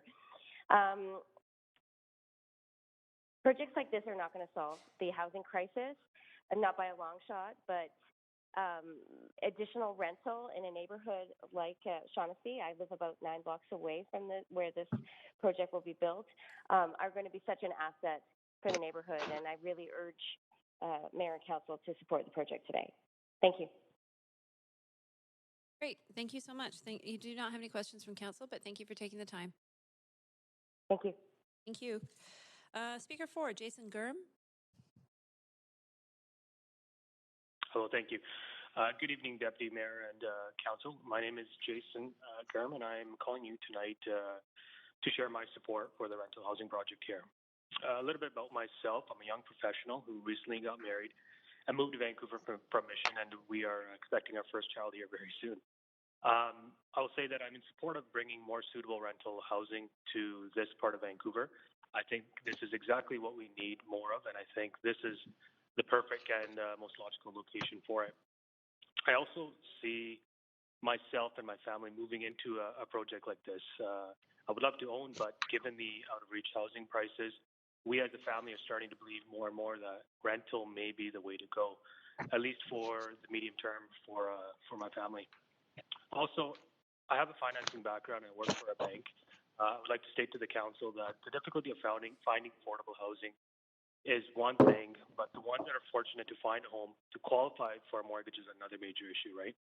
Just to put it in perspective for council, a mortgage borrower who needs, who has $200,000 worth of household income with a $250,000 down payment may qualify for a $1.25 million home. We can probably all agree on two things here. The $200,000 household income is more than the average in Vancouver, outside of probably this affluent neighborhood. And two, you're not going to find an adequate living space for $1.25 million in that particular neighborhood, right? More so to agree with all the great points all the speakers prior to me had.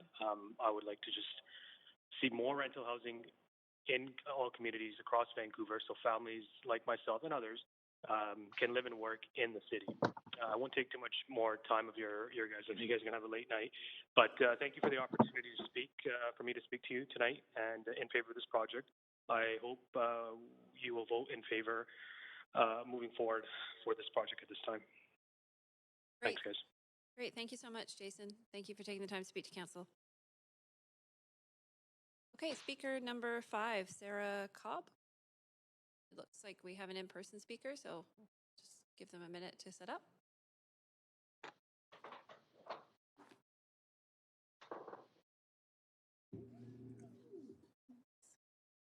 Hi, thank you. Great. Please go ahead. Okay, thanks. So my name is Sarah Cobb. I'm the Executive Director of the Vancouver Hospice Society, and I'm also a resident of Vancouver. So as many of you know, Vancouver Hospice Society is an 8-bed publicly funded hospice that provides care to around 150 individuals and many more when you include their friends and family every year. We're a critical piece of the healthcare system, and we run at full capacity most of the time. When our beds are inaccessible, it contributes to increased congestion in our acute care system, which we all know is overstretched as it is. The community built Vancouver Hospice Society from the ground up for the people of Vancouver to have access to much-needed quality end-of-life care. As you know, this is the second time this proposal is before council, having been previously voted down. The hospice went to a tremendous effort to be a part of this process, having not been engaged in the initial proposal. The lack of stakeholder engagement forced us to advocate for ourselves and mobilize the incredible community of hospice supporters who understand the significance of the hospice care that we provide to the citizens of Vancouver. It's important for me to acknowledge that hard work on behalf of the hospice patients and staff from our volunteers and supporters in defeating the initial proposal. Of course, the hospice would prefer that there be no development near the hospice, given that this is a healthcare facility and the quiet nature of the space contributes to the patient's overall well-being and the experience of their end of life. When we started this process the second time, the initial designs were not significantly improved, but to the proponents' credit, we have met over the last year, and the proposal before you has addressed some of our biggest concerns. As they've mentioned, the complete redesign of the building and the significant setbacks, which allow for much more privacy for the hospice, the commitment to use alternative construction methods where possible to minimize the disruption and noise, the significantly less excavation, which was going to reduce the noise and allow for privacy-enhancing mature landscaping to be planted across our property line. And as has been mentioned, the draft Good Neighbor Agreement, the developer acknowledges our key concerns and lays out associated mitigation plan, as well as communication plan for ongoing coordination and escalation of unanticipated issues. Ensuring access and operations of the hospice be maintained is critical to us, including the respectful removal of bodies and access for family, friends, including elders and those with mobility issues. We did this work on our own with little guidance and took the initiative to find a solution. We see this as a good example of how community can and should work with developers to improve design and local planning in consideration of the unique community surroundings. Should you approve this tonight, we would expect ongoing conversations to refine our good neighbor agreement to our mutual satisfaction and have it be a part of the development application submission. We're here at the table, and if this is approved, we sincerely hope the proponents will stay at the table too. This work has come at a significant cost to the hospice, and we hope that going forward, we'll continue to collaborate in a respectful manner and work together to commit to ongoing, clear, and transparent communications. However, as a small organization, we don't have the resources to hold the proponent accountable if construction begins. If this becomes prolonged or disruptive to our operations, we need a focal point of accountability from the city. This is critical in keeping our doors open and continuing to provide essential end-of-life care. We believe that this year we've demonstrated the value of community contributing to this process, and the work between the hospice and the proponent is what you see before you here today. What we do is important, and our goal is to preserve and protect everyone's right for a peaceful death. Given the improvements I cited, we have become supportive, subject to ongoing resolution detailed in aspects of the Good Neighbor Agreement, and a commitment to thoughtfully implement this. We hope not to be surprised by any adverse aspects that resurface later in the approval process, and would ask that staff kindly monitor on our behalf. Thank you very much. Great. Thank you very much, Sarah. And before you head out, you do have questions from a couple of counselors if you're willing to take those. Sure. Great. And first on the queue is Councillor Carr. Go ahead. Thanks. Thanks so much. Maybe you could reset my timer. Sorry, I just noticed that it was starting at 2 minutes. Yes, there's something funky going on with timers. I'm sorry about that. Thank you. Thanks so much, Chair. So thanks so much for coming to speak. I guess my first question is, were you personally involved as the executive director in the actual process of facilitated discussion with the applicant? This time around, yeah, I was. Okay. And would you mind just describing how that, I mean, there were two facilitators. Was that a lot of time and energy on your part? Obviously, you've come to some conclusion that's satisfactory, but how would you describe that process in terms of a good process? Mm-hmm. I think so. We had just one facilitator that was hired by the proponent, and then at one point, Ray Spaxman was working with us, and he handed over to Scott Hine. So just to make that clear, it did take a significant amount of time from the hospice, especially in my first year on the job and during a pandemic, but it was a productive process, and we did feel that we were being heard. And, like I said, no development next to a hospice is better. But given the circumstances, we feel satisfied with the collaboration that's taken place. Great. That's good to hear. There were a couple of issues that I remember at the first application that I didn't hear spoken about this time. I'm wondering if you might be able to comment on them. There were concerns last time around the oversight of your back area, especially where there might be some ceremonies or family gatherings that are particularly meaningful, where privacy is very important. Are you satisfied that the setbacks now and the screening are satisfactory to ensure your privacy there? I mean, I think we've done significant work on that. I think the setbacks are meaningful, the privacy screens are meaningful, and I think, as has been mentioned, we're hoping for ongoing conversation engagement on what the landscaping look like to further improve that. And if, any way in which we can make that better for us is what we're looking to do to preserve that space and that dignity and that time for people. Right. Okay. That's of course understandable. The other issue that I remember being quite controversial last time was around the parkade entrance and the concern regarding the volume and the movement of cars down the alley, which you use as an access. And so, can you just let me know how you feel about whether or not that's being resolved to your satisfaction? We haven't specifically spoken about that this time around, to be honest, but I think the significant reduction in parking spaces is probably going to impact that and reduce that to some extent. But other than that, to be honest, we haven't addressed that directly. Okay, yeah, it's half the number for sure. Okay, that's great. Those are my questions. I really appreciate you taking the time to speak to us tonight. Thank you, and for your good work in the community. Thank you. Thanks for having me. Great. Thank you, Councillor Carr. And you do also have questions from Councillor Hardwick. Go ahead, Councillor Hardwick. Thank you very much. I also reset my timer.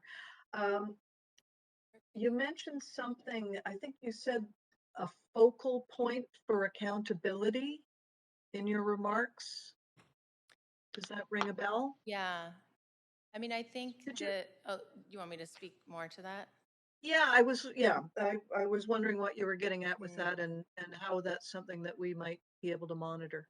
You know, I think at the end of the day, like once construction starts, we just, you know, I can't be running a hospice and running out to the street to try and manage like noise mitigation, et cetera. So I think what we need is somebody that we can call to help us to enforce some of these agreements and arrangements that we've made so that we're not on our own trying to make that work, if that makes sense.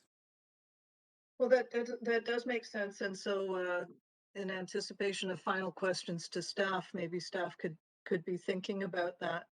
I think this is a good example of working with the community to come up with a satisfactory solution. Would you say that it's gone as well as you could expect, knowing that you'd prefer to have no construction, but was there a sea change, I guess, in the way that you found working with the applicant? You know, I personally wasn't a part of the initial process, but I think that had this engagement happen the first time around, you know, it may have been a better outcome the first time. So all I can say is that it's important to engage the community, and we're happy that they did so this time. Thank you very much for answering my questions. Thank you. Great. Thanks, Councillor Hardwick. And thank you, Sarah. You have no further questions. Thank you for taking the time. Thank you very much. Okay, speaker number 6, Joshua Hayes. Hi, dear Mayor and Council, my name is Josh Hayes, and I would like to voice my support. Just before you begin, sorry, Joshua, I'm just going to ask the clerk to keep an eye on and manage the timers because I can't do them from up here. Sure. Okay, great. Sorry, go ahead. You have 5 minutes to speak to Council. Thank you. Dear Mayor and Council, my name is Josh Hayes, and I would like to voice my support for the market rental proposal before you tonight at 4575 Granville Street. I've lived in Vancouver for several years and I'm very aware of the troubles that come with trying to find long-term rental housing that's appropriate for families. I've been following this application for a while now and was delighted to hear that it was moving forward once again. I can appreciate the character of Shaughnessy and its sprawling mansions, but I believe there is also a great opportunity to house our city's families and renters in this neighborhood as well. The property is well located near transit, schools, and many services that families rely on. By voting in favor of this proposal, Council will make an exciting choice to allow 24 beautiful new homes to be built in a lovely residential area. Not only is this proposal a step in the right direction for families and renters, it is also the sustainable choice for this community. Thank you very much. Great, thank you. You do have questions from Councillor Hardwick. Councillor Hardwick? Sure. Go ahead.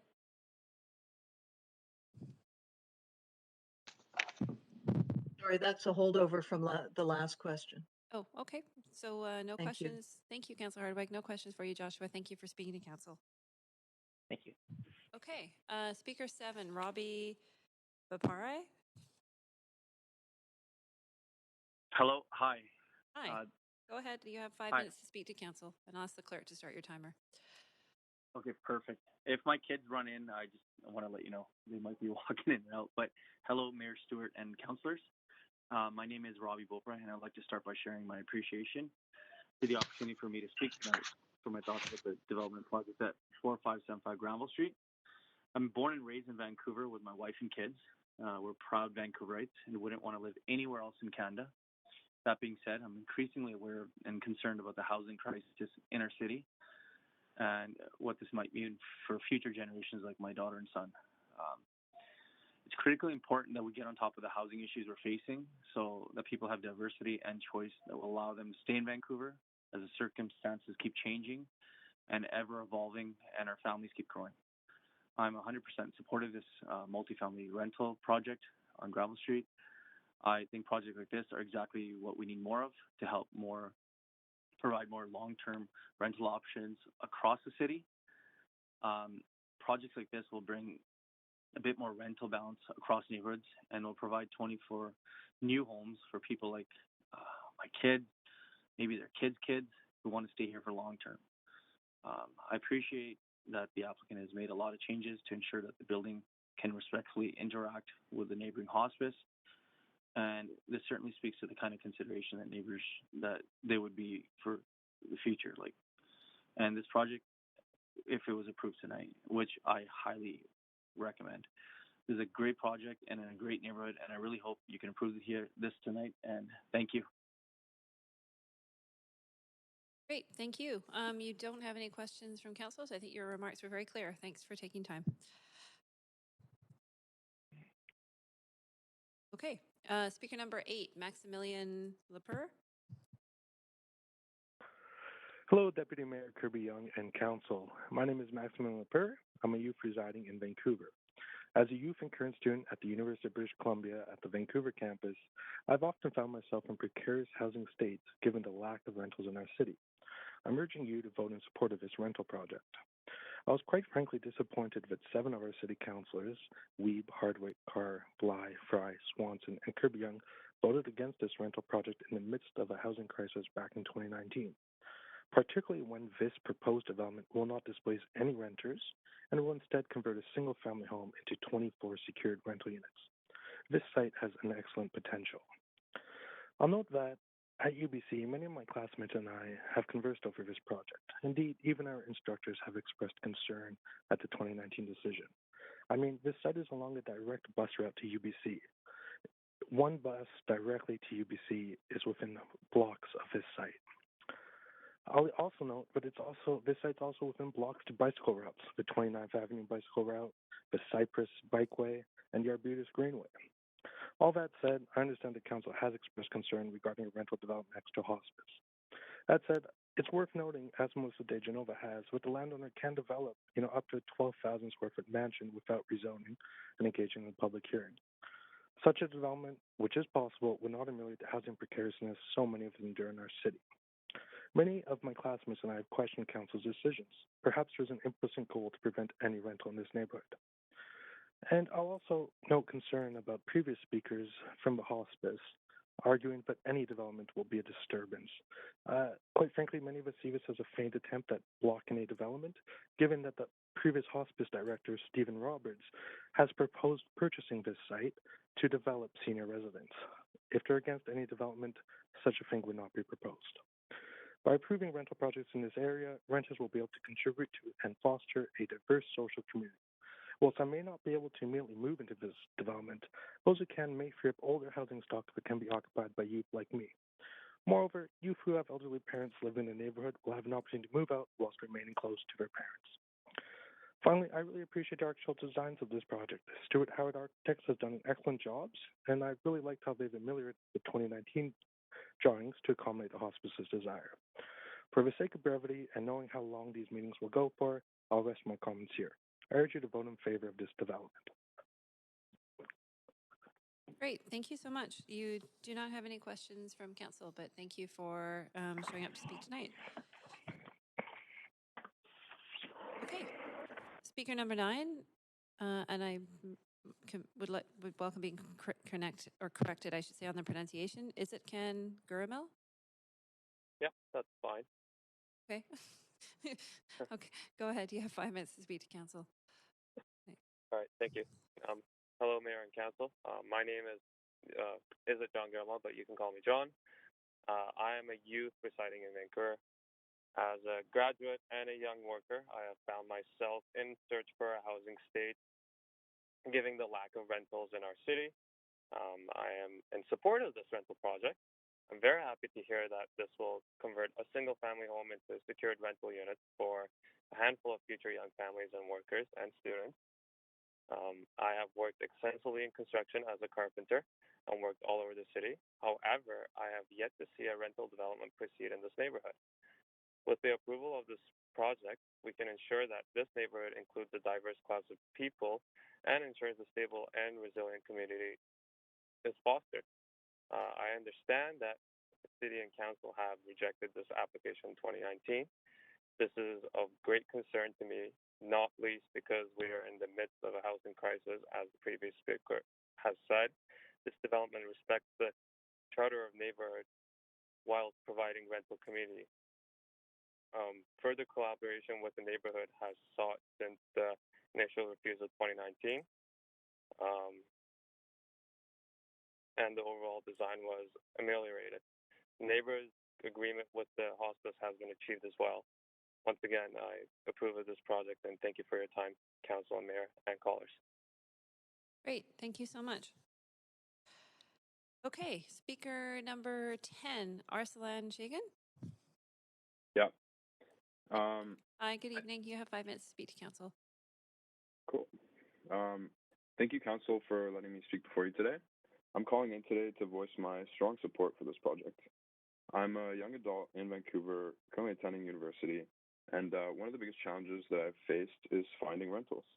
I have spoken to Council before regarding the need for increased rental units around the city and how vital that is right now. This project is very close to transportation that goes directly to UBC. Having access to public transportation, especially when it's a direct bus with no transfers, is something that I'm looking for as a university student. For someone like myself, there will be no need for parking at the site, as the bus goes everywhere that I need to access, really. That being said, this will be promoting a more sustainable lifestyle by being able to bus rather than drive everywhere. While these homes may not be in my price point today, they will provide newer, secured housing options for those that can afford them today, therefore opening up the older housing stock that I may be able to afford. Finally, I note that city staff has recommended council to approve this project. I will echo their sentiments and urge council to approve this proposal. Thank you, everybody. Great, thank you so much. You don't have any questions from councilors, but thank you and have a good evening. Okay, speaker number 11, Natasha Latek. Hi, good evening. Good evening, Council. Can you guys hear me okay? We can hear you perfectly. Okay, Go ahead. cool. Perfect. I'm also a resident of Vancouver, and I'll try not to take up too much more of your time, as it seems I am echoing many of the sentiments that have already been shared with the previous speakers.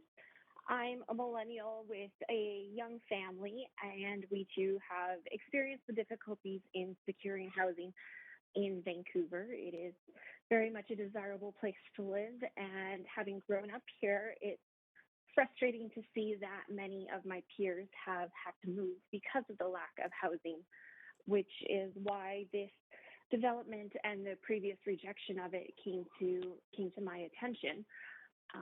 While we understand it is difficult for the hospice to operate with some of the disturbances proposed by construction, it also seems like it's an inevitable reality that they will have to face. And of the options available, building a 24-unit rental housing is more favorable than having a single-family home or a duplex put up. This is along a main arterial route, and it is quite centralized for young professionals that are looking to expand their families, such as myself. So I'm hoping you guys will take those points into consideration when discussing this and making your decision this evening. Thank you for your time. Great. Thank you, Natasha. I don't see any questions in council for you. Have a good night. You too. Okay, you too. Speaker 12, Felipe Alfaro. Great. Can you hear me okay? We can hear you perfectly. Go ahead. Perfect. Thank you so much. Thank you so much, Deputy Mayor and City Councilors. First of all, I want to say that I appreciate being the opportunity to speak tonight. I sort of have been very much enlightened by some of the interventions that other speakers have made, and having the ability to speak directly to elected officials. I think it's great. So I think this sort of format should be commended. And today I want to speak in favor of the project. I think, as a Vancouverite myself, I think the issue of affordable housing hits very close to home, and having the ability to build 24 more units in an area such as Shaughnessy, I think it's a great idea. Personally, at least for me, the fact that I'm a young professional, I recently graduated from UBC, and so the fact that the buses are accessible from the units, such as Bus 10 that would go to downtown Vancouver, I think that's great, as well as biking. I'm an avid biker, as a lot of Vancouverites are, and so the fact that there's so many bike spaces in the building, as well as only half an hour from downtown, I think it's great, and it would really help in terms of congestion. As I saw from the project, that the building manager or the builders actually changed the amount of parking spaces and prioritized bikes. I also want to say, in terms of the area, it hits a lot of what Vancouverites want to see in terms of having access to outdoor spaces such as the Bandus and botanical gardens. I know I've really enjoyed that when I visited in the past, and living in a unit close to it would be great. So yeah, I want to say too, I understand, well, the chances of me living in this particular unit are low. The fact that other young professionals and especially families might be able to take advantage of it is great. I think that's what we want to see, and I think that's why people tonight are speaking in favor of this project, not necessarily because they'll be able to live in it, but because their neighbors and their family and their community might be able to take advantage of it. So yeah, I just wanted to speak on this project. As I mentioned, housing affordability has been difficult for me when I lived in Vancouver. At one point, I found myself living in a house with 6 people, and at 1.7 people. And I know other young people tonight might have similar experiences. And the last thing that I wanted to mention, I think some of the things that were brought up by in the context of the hospice, and also in terms of Shaughnessy being a relatively residential neighborhood, I think that the short-term impact of some of the inconveniences of construction and noise, I don't think those compare to the long-term benefits of a rental unit in this area. And I would like to leave it off, for example, with the words of President Truman that said, "Imperfect action is better than perfect inaction." So I think that the fact that we need to take action on housing right now, it's crucial. And yeah, thank you so much for your time. I really appreciate it, and I hope City Council votes accordingly and in favor of this project. Thank you so much, and good luck with the rest of the meeting tonight. Great. Thank you, Felipe. Have a good night. Okay, speaker number 13, Ryan Shahi. Hi, can you hear me? You're a little muffled. Maybe you could speak a bit closer to the phone or microphone.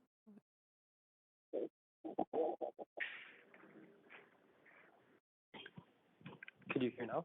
That's better. Go ahead. You have 5 minutes to speak to council. Okay, perfect. Hello, Mayor Stewart and members of council. My name is Ryan. I'm here to offer my support for the rental project that has been proposed at 4575 Granville Street. I'd like to keep my comments brief because I think a lot has already been said that I agree with. Many people in their early 20s, like myself, struggle with Vancouver's housing market, and there isn't enough viable, affordable housing options available, right? It's likely the reason a lot of young people just stay at home longer. So I understand that the housing proposed at 4575 Granville Street may not be considered affordable to someone in their 20s, but I'm sure there will be a strong demand for these units from working professionals and families, and also for the upcoming generation coming up. This is in turn frees up older and more affordable places for younger people not yet into their careers. And I think what it comes down to is that we need more rental housing options in this city, and the more supply that is built today, the more affordable housing we have in the future, essentially, right? I hope you'll vote in favor of this project. I'd really like to see it move forward, and thank you, Council. Thank you so much. You don't have any questions from council, so thank you for calling in. Thank you. Thank you. Okay, speaker 14, Michelle Folinas. Hi, good evening, Mayor and councilors. I am calling to state my support for the project. I'm calling because a good friend of mine works in the area and has brought the revised proposal to my attention. And as a young person interested in housing issues, I just felt compelled to dial in and share some of my thoughts. So first, as someone who lives in a similar 4-story building right now, I can speak to, living in a similar type of building as to the one proposed in the project. And it promotes a really great sense of community, and I personally love living in this type of space. In addition, with access to a bus to UBC and bike routes, these additional rental options have the potential to provide more housing options for students. And as a student, I understand how difficult and stressful it is to try and find affordable housing with direct access to a university. I appreciate having the opportunity to speak before you tonight. And, I really want to thank you for hearing my thoughts and perspectives along with the other speakers and members of the community. As a young person who has a vested interest in affordable housing rentals, I again would like to reiterate my support for the project. To conclude, I really just hope that upon voting, you consider the need for affordable housing in Vancouver, as well as the potential benefit that this project can bring to the city. Great. Thank you very much, Michelle. No questions from council. Have a good night. Okay, speaker number 15, Devin Husak.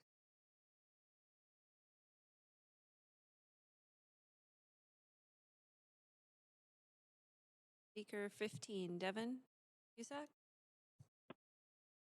Hi, sorry, can you hear me now? We can hear you. You have 5 minutes to make your comments, so go ahead when you're ready. My apologies.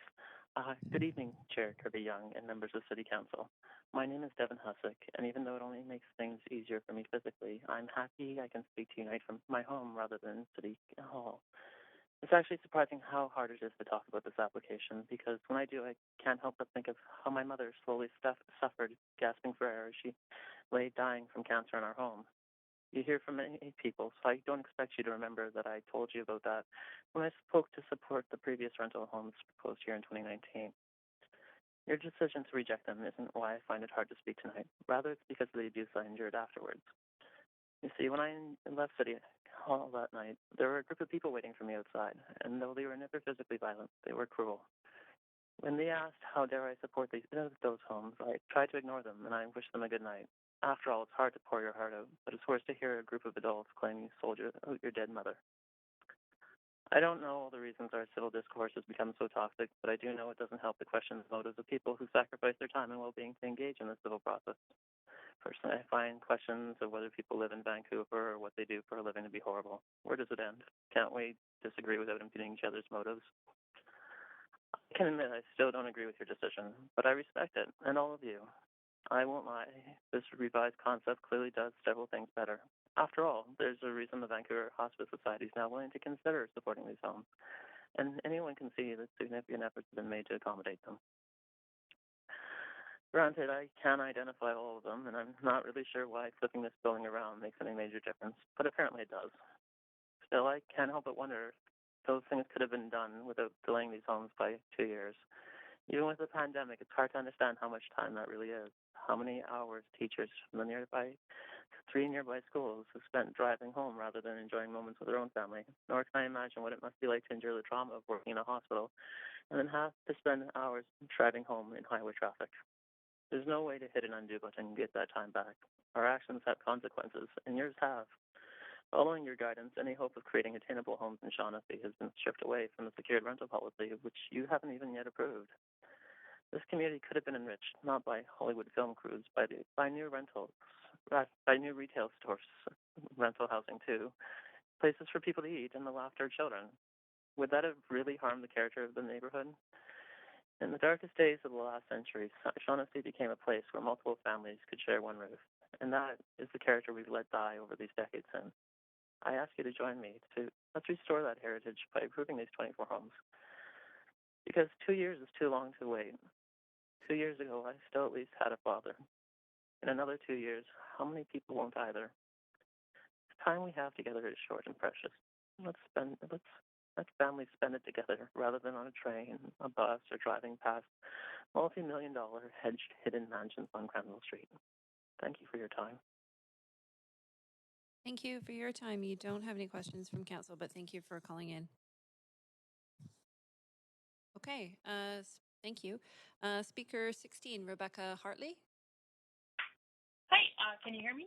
We can. Go ahead. You have 5 minutes. Great. Good evening, Chairperson and City Council. My name is Rebecca, and I'm happy to get the chance to once again support the proposed rezoning of 4575 Granville Street.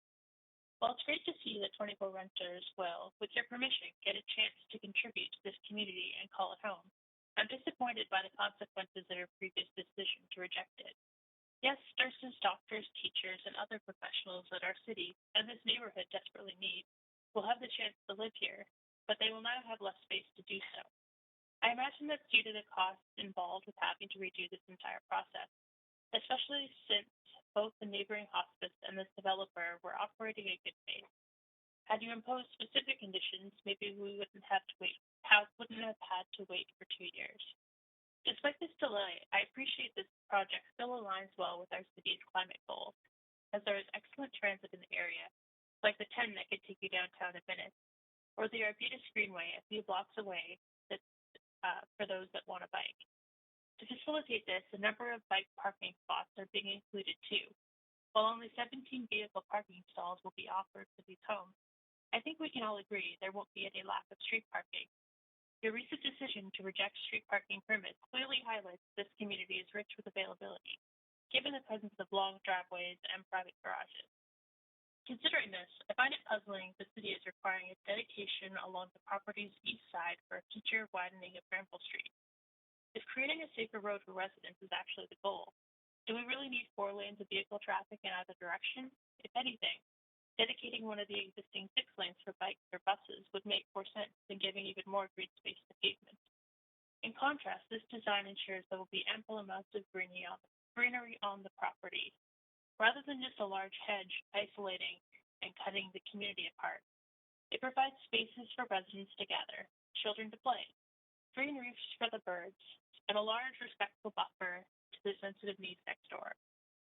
I know some feel these rental homes will never be able to fit into Shaughnessy, but I don't believe that, because it's hard to argue that this won't be good for this neighborhood. But this isn't the type of gentle change the community can easily accommodate. While I hope you decide to be leaders and address that larger need sooner than later, I hope you'll agree with me that this application has done enough and deserves your approval. Thank you for your time. Thank you for your time. I don't see any questions from council, but thank you for calling in tonight. Thank you. Thank you. Okay, so seeing that we've concluded the registered speakers list, I'm going to commence calling 3 times for additional speakers.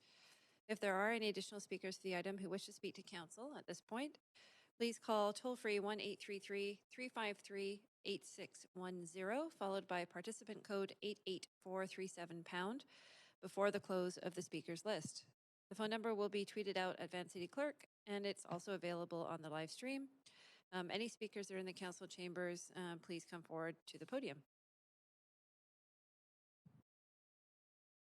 That is my first call. Second call for final call for speakers. If there are additional speakers again for the item who wish to speak to council, you may call toll-free 1-833-353-8610, followed by participant code 88437# before close of the speakers list. Again, the phone number is available at Van City Clerk and on the live stream, and any speakers at City Hall can come forward.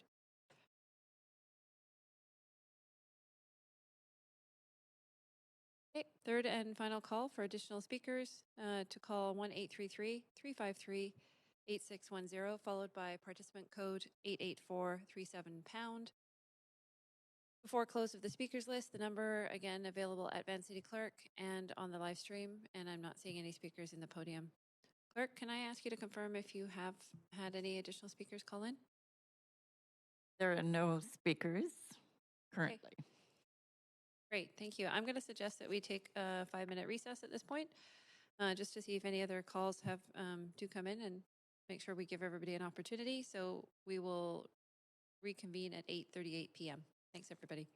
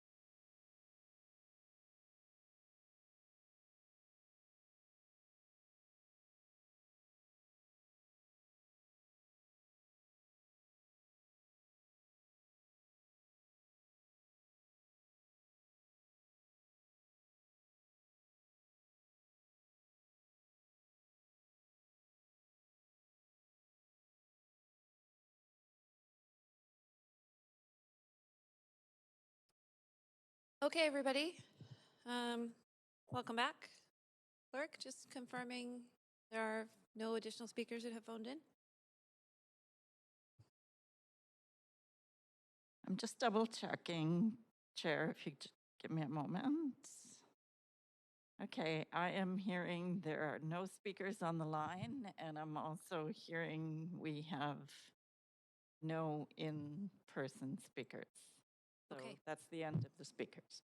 Thank you for the confirmation. So seeing as there are no additional speakers, the speakers list is now closed. And as few or no public comments were received on this item after 5 p.m. today, I suggest we now also close the receipt of public comments and move on to hearing closing comments, asking further questions of staff, and to make a decision.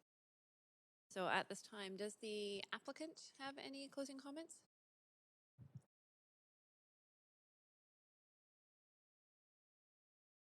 Yes, thank you, Councillor. I just wanted to briefly just say to reaffirm our commitment to the Good Neighbor Agreement and working with the hospice, and to once again thank the hospice for their genuine engagement with us and by accepting and taking the hand that was extended to them.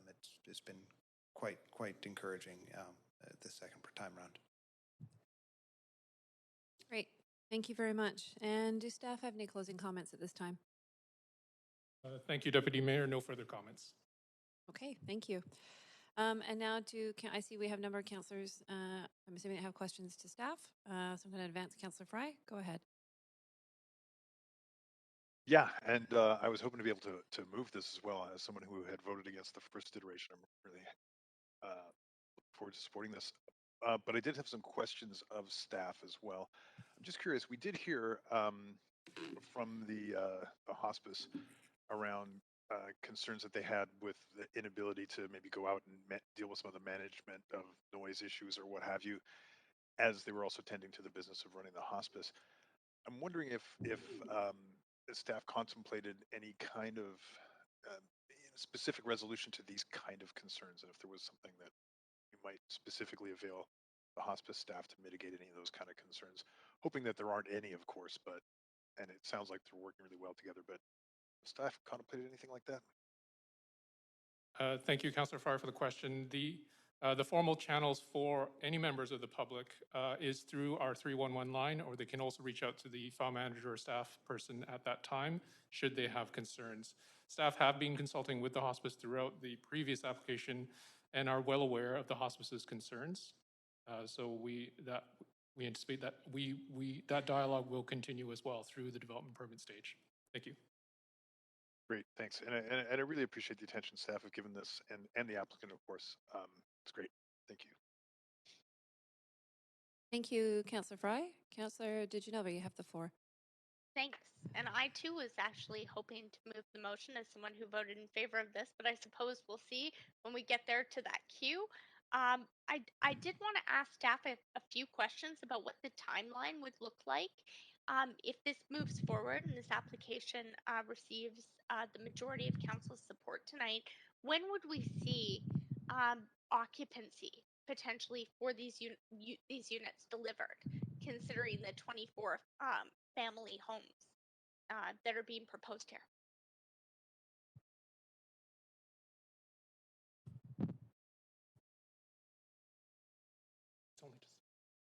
Thank you for the question.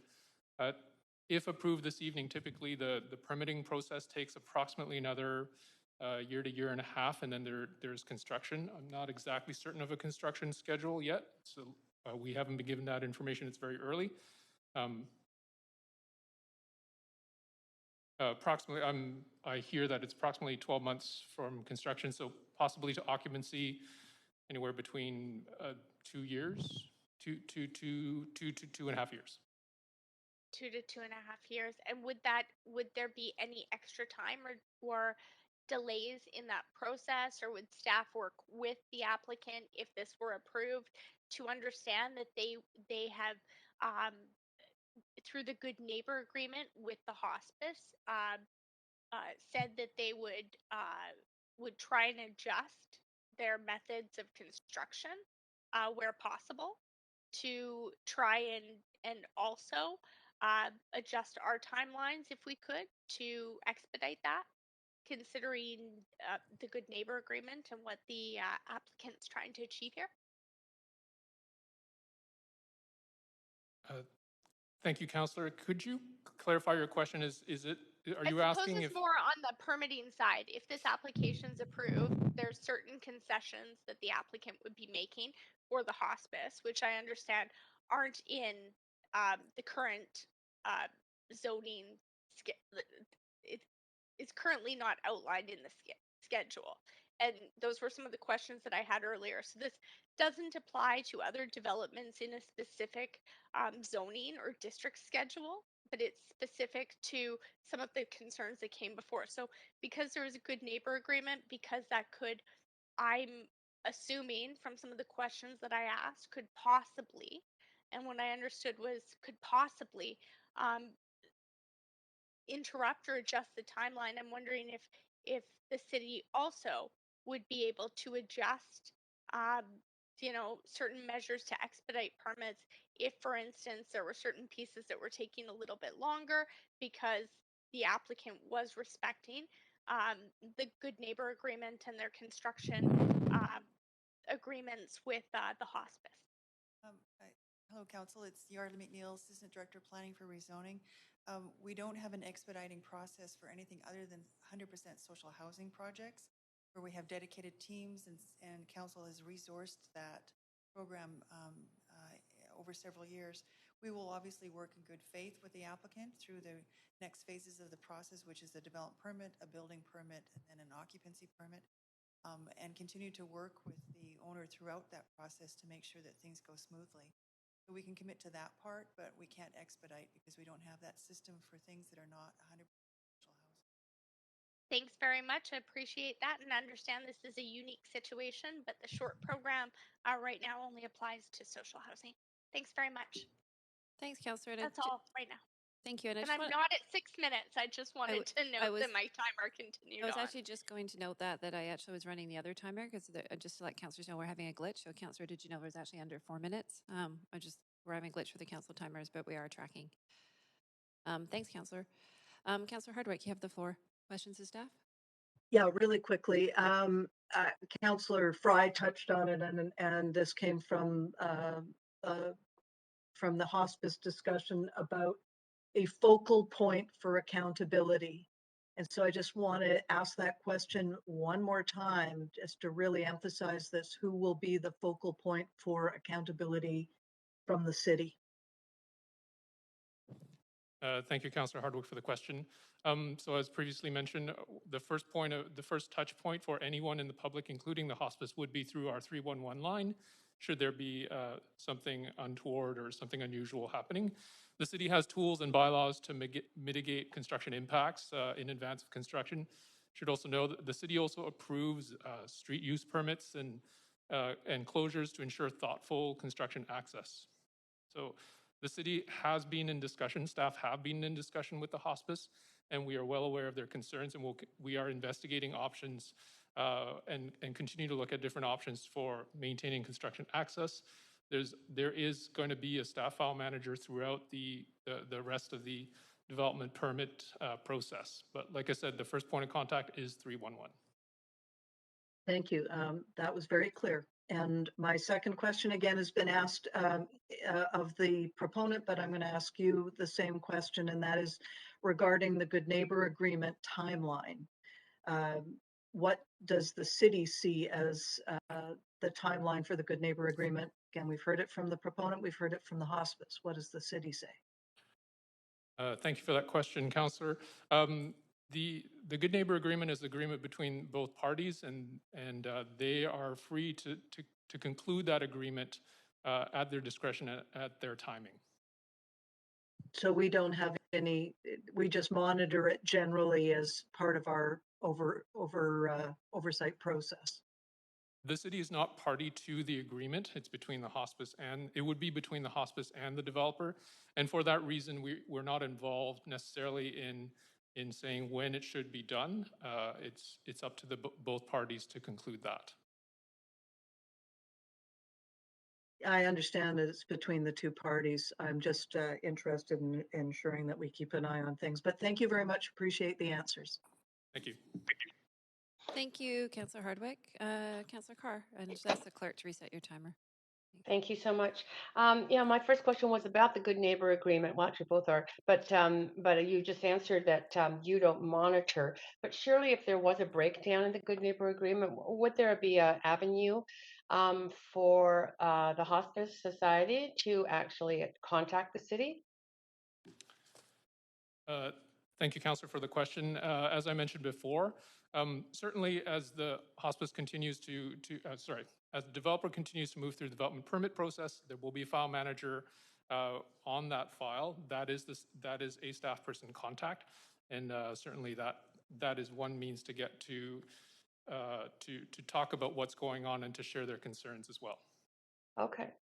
I was also taken by the fact that the Vancouver Hospice Society indicated that there wasn't, they were interested in facilitated discussion, but the city had no list of potential facilitators, so they worked through, or maybe it was the applicant, I can't remember now who said it, but they had to go to North Van and check their list of which were former city planners in Vancouver.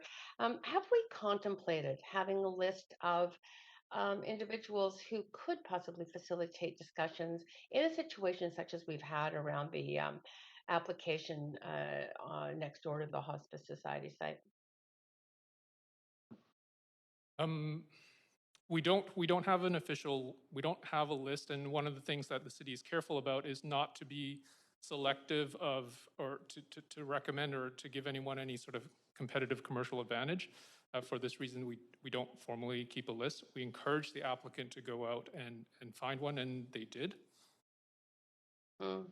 Interesting. Maybe it's something we can pursue further in conversation. Deputy Mayor, I see no one else on the list. I am prepared to, at this point, move the recommendations in the report. Yes, there did seem to be a popular desire to do that. So seconder? Moved by Second, Councillor DiGenova. Okay, moved by Councillor Carr, seconded by Councillor DiGenova. If there's any debate, please put yourselves on the queue. Councillor Carr, do you want to go ahead? Yeah, thank you.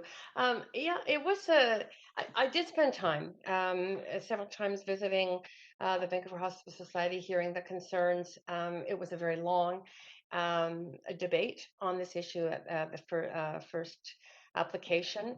A number of concerns were raised, and I'm really happy to see those concerns having been addressed in the second application, particularly the overlook, not just the overlook of the back of the property, which is an extremely important place in terms of the need for privacy as a family's loved one leaves, but also there's that wonderful little patio that residents and staff use that is adjacent to this site, and there was concern about that. So the setbacks, the privacy screening, all of that I think was very sensitively considered and modified in this application. I think too the frontage. Many people were concerned about the look of Granville Street and the fact of the loss of the hedges, and there is an attention to that. The concern around construction, and I'm very impressed by the fact that the applicant has looked to reduce the underground car park area, reducing the actual time that the construction would have to take place in terms of the construction of those parking stalls. So, really, I think that this is a good addition to the housing. It's market rental. It's not affordable market rental. It's just market rental, which people have said many, many times over time becomes more increasingly affordable. But I'm pleased at the way the applicant has responded to the concerns through the facilitated discussions and a real commitment to address those concerns that were raised at the first iteration of this proposal. So congratulations to the applicant on really taking seriously those concerns, to the Hospice Society for your diligence in raising those concerns and coming out for the first time and being willing to go through facilitated discussions with the applicant. I really laud you all for those efforts and happy to have moved this. Great. Thank you, Councillor Carr. Councillor DiGenova. There we go. Well, happy to have seconded this or moved this, but I'm supporting this again for the second time around. And although I do appreciate the fact that the applicant has made concessions and moved forward with a good neighbor agreement, and happy to see that in the way that that's moved forward, I also am apprehensive about the next time, council, that we do see a development in this area and the friction and the individual good neighbor agreements that will have to come forward. So I hope in situations like this, where there are, very sensitive types of use, and in this case, the hospice, and I have a lot of empathy for that. But at the same time, I would hope that there would be some type of process they could go through to make sure that there was consultation and that they could vet that as well, so that they're not always having to sort of cross their fingers and hope about future developments, and at the same time negotiate good neighbor agreements, sort of, as applications kind of come forward, because there's no other way forward there. That being said, some of the things that certainly struck me, and I know we have to consider this application, and we're in a quasi-judicial body, so I'm only considering the other application in the context that it's been presented in this, in the report from staff, which, first of all, I really like to commend our staff. I feel that our staff have had a large part in sort of facilitating this, being able to come back and provide 24 more affordable, and market rental is still hard to find in our city, but more affordable than some of the homes that we would normally find in this neighborhood, on a transit route close by to UBC, and accessible, for a number of different reasons, and family housing also. I appreciate that the applicant has gone above and beyond, and I really want to thank the applicant, because you could have built, without going through this process, uh, a 13,000 square foot home that didn't have to go through the types of concessions and agreements that you've chosen to move forward with. So I commend you for that. Thank you for doing that. And I'm extremely happy to hear that the hospice has felt that this has been a respectful process. That's what I heard them say tonight. The speaker who spoke on behalf of that organization. That being said, I understand that hospices have different needs, and not all of them are going to be the same. I live very close by, half a block away from a hospice in my neighborhood that has a children's playground, and recently the park board implemented a community garden, and the hospice didn't have anything to say about that, was my understanding. So I understand that there are different issues and different mitigation strategies, perhaps for hospices, but I also understand that there's a unique way in that this hospice perhaps, and their membership have wanted to move forward. So I appreciate that the applicant has been very respectful of that. I am concerned about the affordability of these housing units. I mean, on the other hand, at the same time, it's not about trade-offs here, but when we look at sites, I'm sorry, Chair, I think someone may not be on mute. I'm just hearing some background noise, just to share that. But when we look at the city of Vancouver, and we look at, I know this isn't the same as Little Mountain, but when we look at sites and the affordability that could be achieved on those sites and families, and top of mind for me is, one of the speakers, Devin, and I do remember that very heartfelt story about Devin's mother, and the pain he went through, or the pain Devin went through. And I just wanted to say that, here is someone who has been through a situation like that, who is still, sees the value in this housing. So wholeheartedly supported this the first time. I'm happy to support it the second time and second this motion, and I'll leave it there. Thanks. Great. Thank you so much, Councillor DiGenova. Councillor Weeb, you have the floor. Go ahead. And if the clerk, if you can reset Councillor Weeb's timer, please. Yeah, I want to thank all the speakers that came last time and this time. I think it's integral that we look at our process. This is we now have a process in front of us and a building that has a better relationship between the hospice next door, the neighbors nearby, and the new residents that are going to move in. And I think in community building, this is critical. I think that we need to figure out better ways for developers, staff, and the neighbors to work together to make the buildings that best fit our neighborhoods and meet the needs of everyone. I think that is a big part of I want to learn from this project and how we can, moving forward, make sure that we are having community input that makes the difference in what we get developed and how we can get more input early so we don't need to wait 2 years. And so the proposals that do come to council have this buy-in and developers do take the time to work with the community, put their input and really deliver projects that improve the well-being of neighbors, residents, and the people that are going to live here and call this home. I think it's a beautifully well-designed building now. I really appreciate all the changes that have been made. I think the hedges and setbacks, I appreciate that it's not a full site excavation and that we're able to almost half the parking spots. I think that the developers listened and I really appreciate that and I will be supportive of this project. Terrific. Thank you, Councillor Weeb. Councillor Hardwick. Thank you very much. So thinking back to where we were previously on this, I think it was a cautionary tale of what happens when there isn't a thorough public process. The good news is coming out of it that the proponent worked with the hospice through a process and has arrived at a conclusion that is supportable by all of this council. It means that much more because there were questions about its neighborliness and those have been addressed. And on that basis, you know, I for one am now in a position to support this development. But it's not just a rubber stamping process for us. We are adjudicating these things as we see them and determine their merits on a case-by-case basis.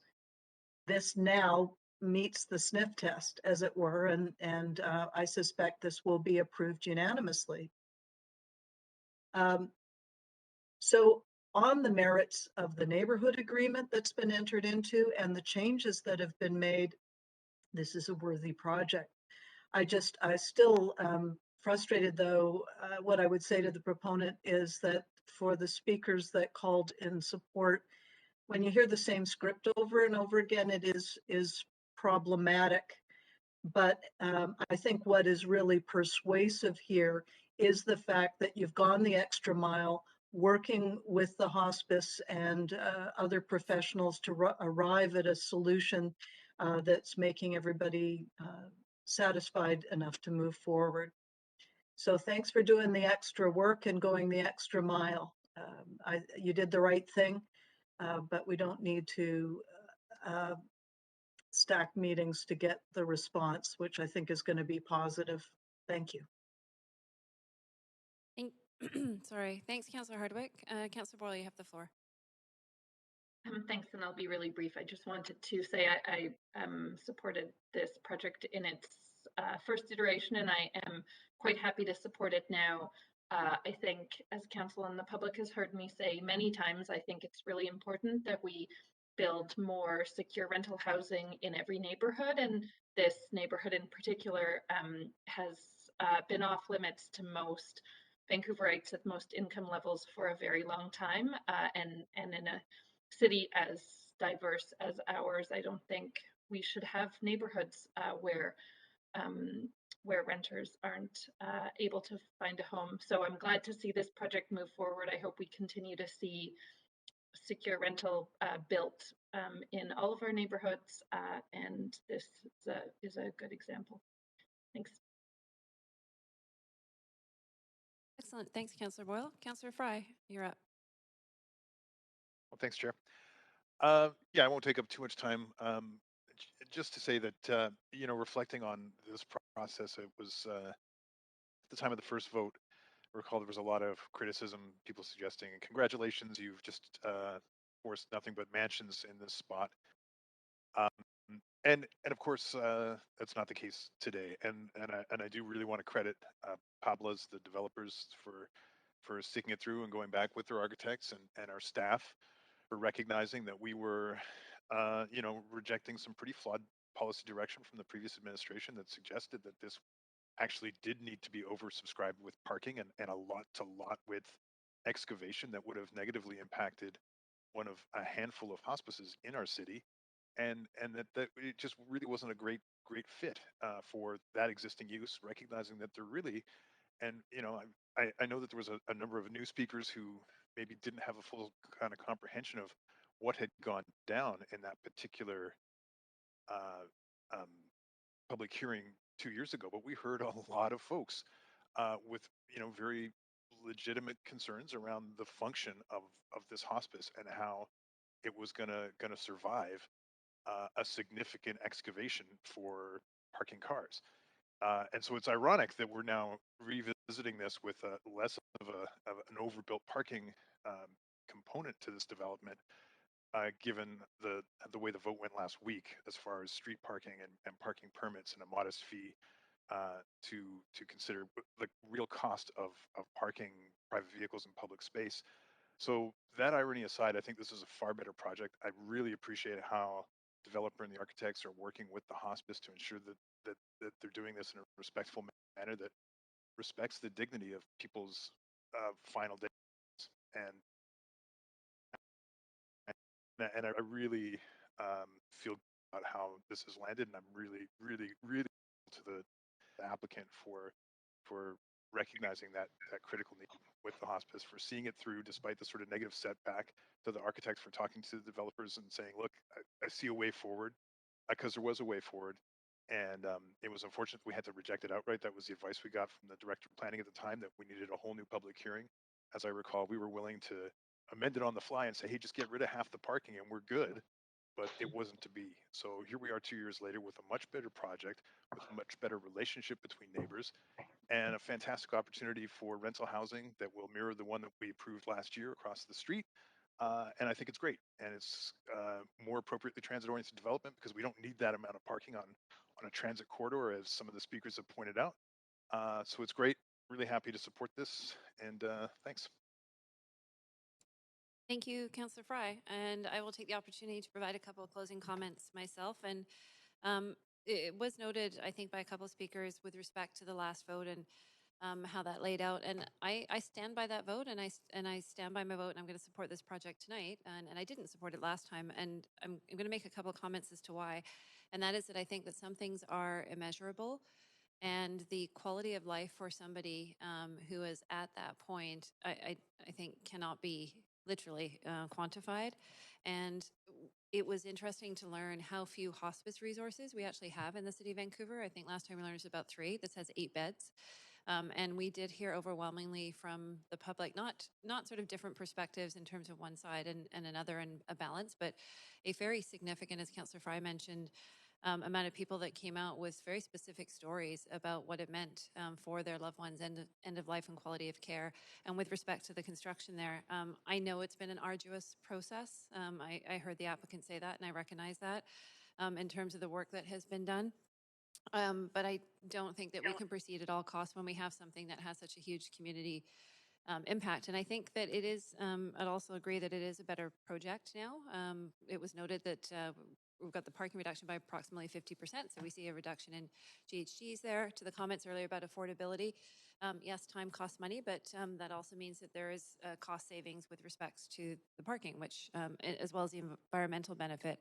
I would also note that I think it was very positive, and I really appreciate things such as the alternative construction methods. I look forward to learning more about that, given the unique nature of a hospice. And I think for anybody that didn't have a chance to hear what it's like for somebody, and what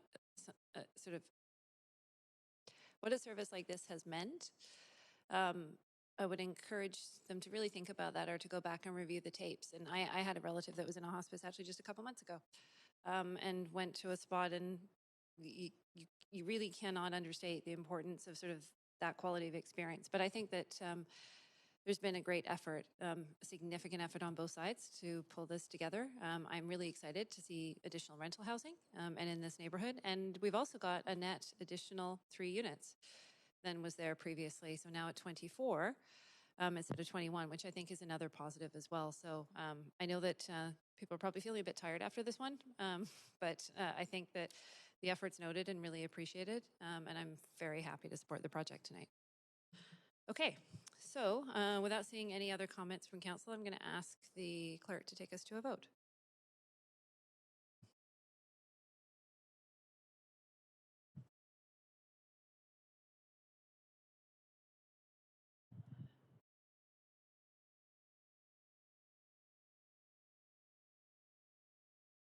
Councillor Fry, I'm not seeing a vote from you. Do you need a vote assist? Oh, I do now. Okay. Great. So that has passed. I'm sure people will happily hear with none in opposition. And that concludes item number 3. Now, Council, it's been a long stretch and we do have to change staff for the next item. So I'm going to suggest we take a 5-minute break to allow the staff switch over and give Council a chance to stretch their legs. So we'll come back at 9:15 p.m. Thanks.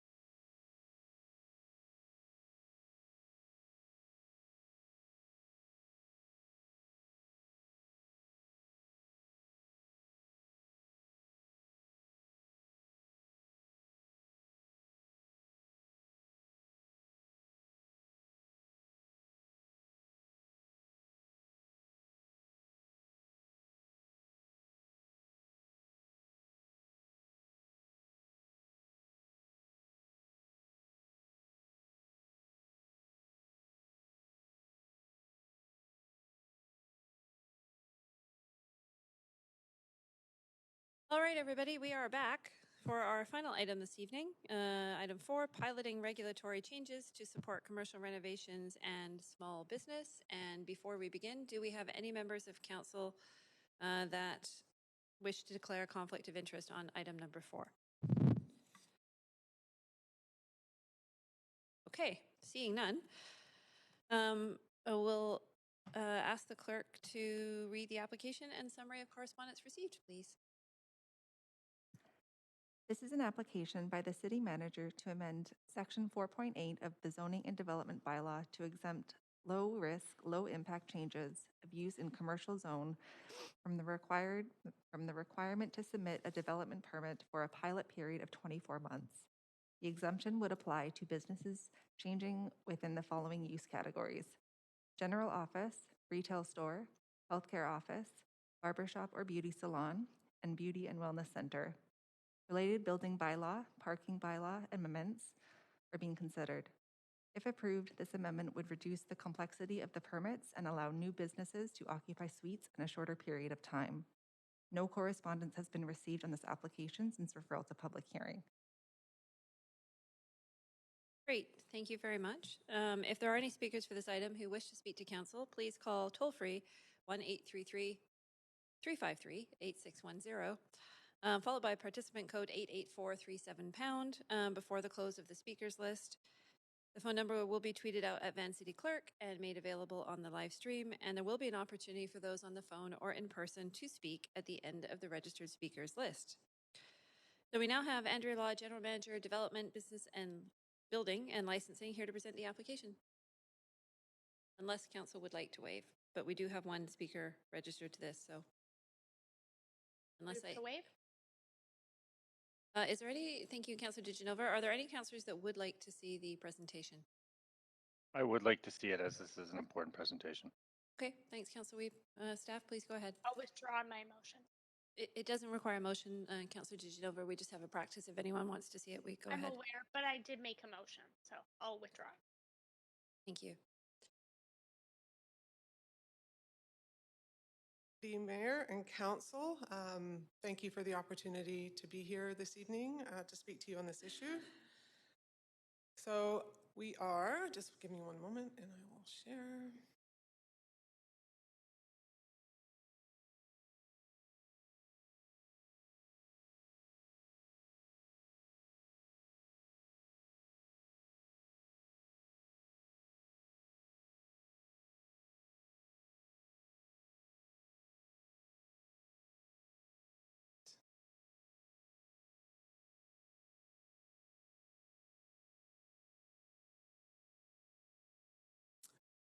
Okay, so thank you. We're here today to seek council approval for temporary changes to the zoning and development bylaw, building bylaw, and the parking bylaw. The focus of these initiatives, as you've seen in the report, is more support for the commercial sector, as well as small business. So staff are bringing all three bylaw changes together, as it's the combination of these recommendation policy changes that will benefit permit processing and support for the commercial sector. As you heard, we will be reviewing the impact of these changes and report back on findings at the conclusion of a 24-month pilot.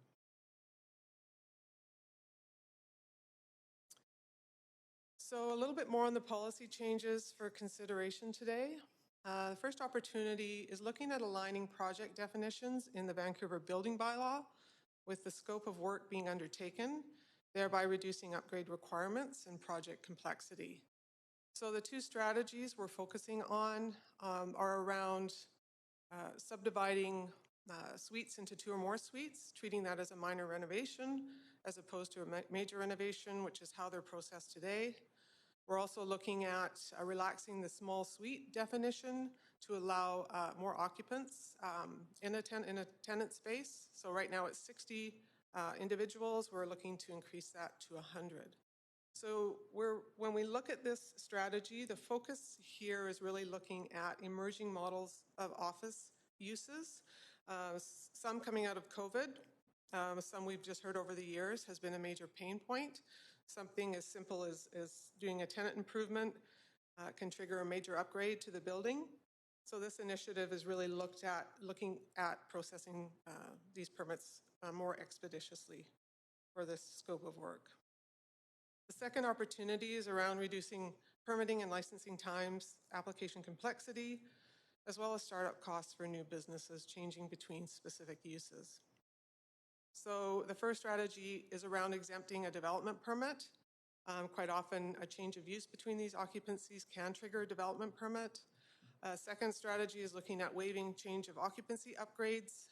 Again, we see when we're interchanging between these occupancies, often it triggers upgrades that can be very costly for small businesses looking to set up business fairly quickly and timely.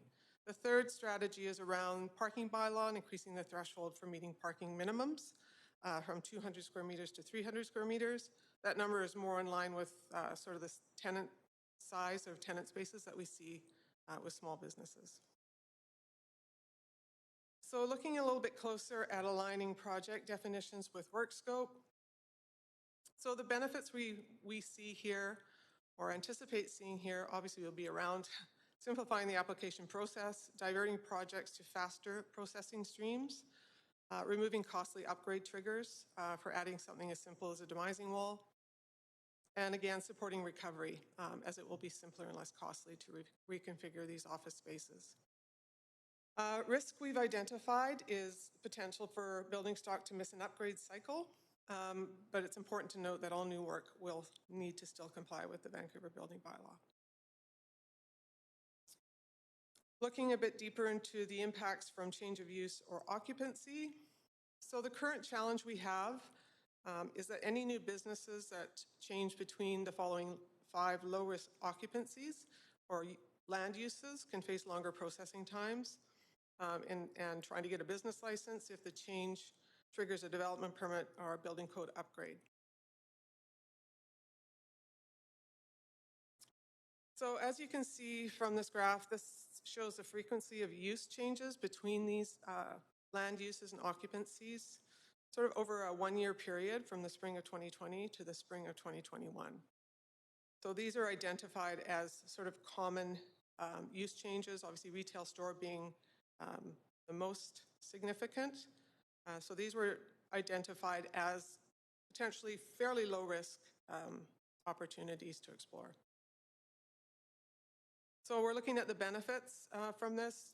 We're looking to get business licenses issued faster by bypassing development permits and building code upgrades and looking to support recovery as it will be simpler and less costly. The risks here, again, we're looking at a potential missed opportunity to upgrade building stock, but the potential is offset by the benefit of having more spaces leased.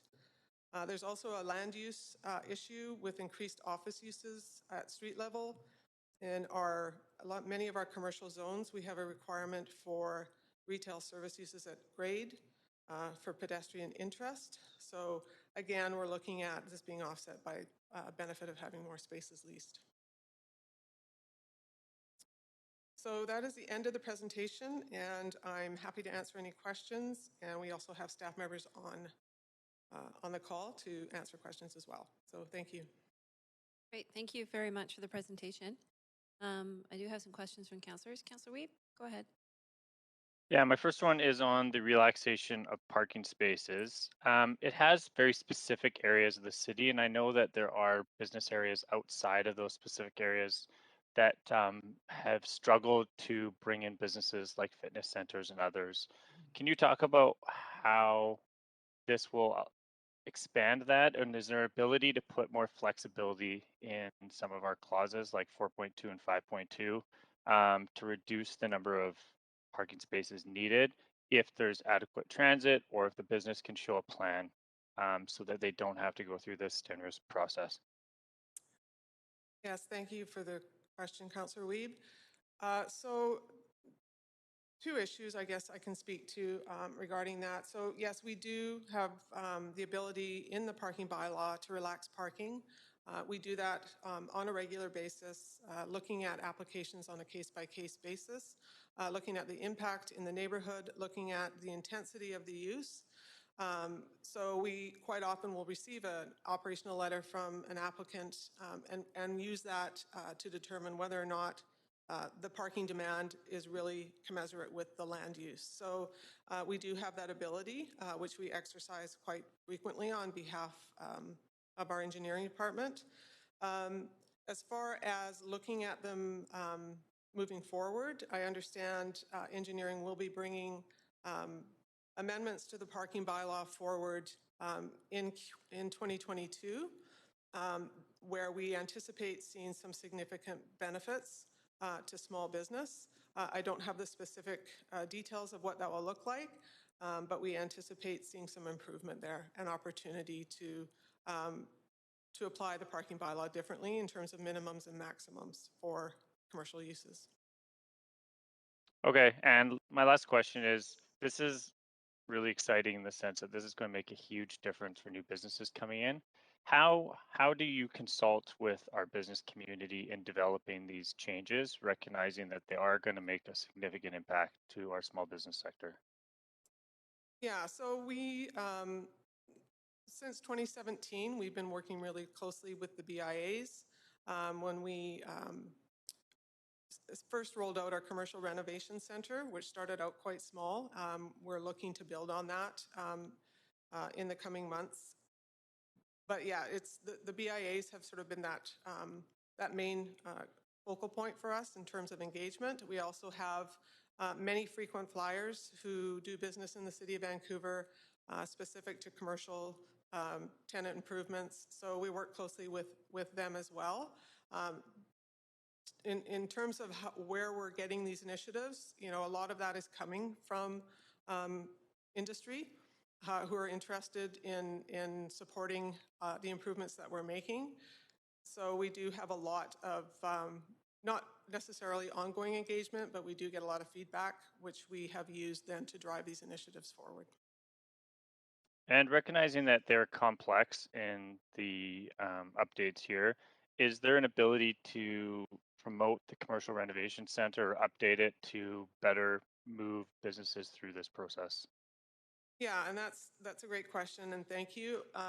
One thing we have noticed, and in speaking with councillors, getting that feedback as well, is we need to be more visible. We need to promote the commercial renovation center more broadly. So that's work that we're doing behind the scenes. We have brought in one additional resource to support that work, but yes, we recognize there's more to be done there. Perfect. Thank you so much. See no one else in the queue, I'm happy to move the report. Actually, you're a little ahead of the game, Councillor Wiebe, because we do have speakers, and we do have to do a call for speakers. So, hold on that one. Okay. Are there any other questions to staff at this point? Nope. Okay. So we'll now hear from the public, and I'll remind the public again to call 1-833-353-8610, followed by participant code 88437# before close of the list, and made available on the live stream as well as Twitter. We do have one registered speaker tonight, and do we have the speaker on the line, clerk? We do. Okay. Speaker number 1, Munish Sharma, are you on the line? Hi there, yes. Hi, good evening. Go ahead, you have 5 minutes to speak to council. Great, thanks. Hello, council and staff. My name is Manish Sharma, and I'm the Director of Government Affairs and Communications with the Building Owners and Managers Association of British Columbia, BOMA, BC. On behalf of our Board of Directors, thank you for allowing us to present. We are delighted to speak in favor of the recommended changes tabled today, as we believe they will help our members assist more of their tenants to open and reopen their small businesses. As you may have already seen, according to a 2020 study by Local BC, an organization who speaks for Business Improvement Area Association and other representatives, it found that the average economic loss per business permit or license delay in the City of Vancouver is over $700,000. This includes costs to businesses, including lost revenues and leasing costs, and broader economic losses related to lost employment and supplier sales. But it is a staggering number by any count. At the time of the study, the average wait for permits licenses in the city was 8.2 months, and it showed that each week of wait time that can be eliminated can reduce the average loss per permit or license by $31,000. As a member of the Urban Design Panel and the Mayor's Greenest City and Renewable City 2050 Advisory Group for the past 6 years, I have seen the effects that permitting approval delays can have on development and renovation projects in Vancouver. And as an employee of BOMA BC, we have been working closely with staff over the past number of years to help provide recommendations that could significantly help improve the city's permitting system. So we are encouraged by council and staff's willingness to try these new and innovative ideas, and we appreciate that they have continued to listen to our members' concerns. Removing the upgrade trigger for demising wall alterations, the proposed change of use amendments, relaxing the amount of people allowed to define a small suite, and increasing the threshold for parking requirements from 200 to 300 meters squared will provide the flexibility required for landlords and small businesses to make necessary renovations to keep their businesses thriving. Additionally, as a result of the COVID-19 pandemic and related public health orders, we expect more businesses to be making adjustments to their total floor area requirements when they reopen. So we believe that these recommendations will help clear the backlog of delayed permits and further support efforts to get more businesses open and reopened as we recover from the economic impacts of the pandemic. One more thing that would be helpful to our industry is if you can make these changes immediately, as there are many projects on the go or in the works that would benefit from these changes right now. Again, we appreciate Council's determination to help us resolve some of our permitting and licensing issues in the city, and we can commit to continuing to work with you and staff to get the job done, so to speak. Thank you for taking the time to hear our thoughts, and if I can provide any more information, please do not hesitate to ask. Sincerely, Manish Sharma, on behalf of the Building Owners and Managers Association of British Columbia, or BOMA BC. Thanks. Great, thanks, Manish. You do have questions from a couple councillors. Councillor Weeb, I have you on the queue. Is that for questions, correct? Or is that a holdover? That's a holdover. Okay, thanks. I will advance myself to ask a question. Manish, the question that I have for you, and you referenced change of use. I heard that consistently from a lot of applicants. Do you feel that that was sort of one of the more significant hurdles in terms of the time delays, either waiting for a change of use or the upgrades that were triggered? Do you think that's one of the more significant changes that can be made? Is that something that you heard? Yeah, we've been hearing the same. Actually, they all are suggestions we support, and we all think they're going to be valuable. And I think, yeah, you're right. It put an unnecessary delay onto things that really didn't need to be there, especially for small projects like changes like that. And if it's not a significant change of use, it's better for us to try and get the businesses open so we can, not affect the timing of the lease or how many people can be employed or what kind of services are being able to be offered in that community. So I think it's great. Okay, so I was just curious, sort of with your perspective on the magnitude of the problem, because it was something that I've heard about that's come up a number of times. Yeah, we are hearing it a lot. We've also heard a lot about the demising wall recently too, and we expect that in the wake of the reopening of businesses after the COVID-19 to the new normal, we're really going to see a lot more projects come through with that, and we really appreciate the fact that that council is willing to not put them through the longer process, because it's just going to delay the economy that much further. Great, thank you for speaking to council, and you don't have any further questions. Have a great night. Thank you very much. Okay, clerk, do we have any other speakers on the line at this point? I'm just double checking, and I'm getting an answer of none on the line and none in person. Okay, so I'm going to proceed with the 3 final calls then.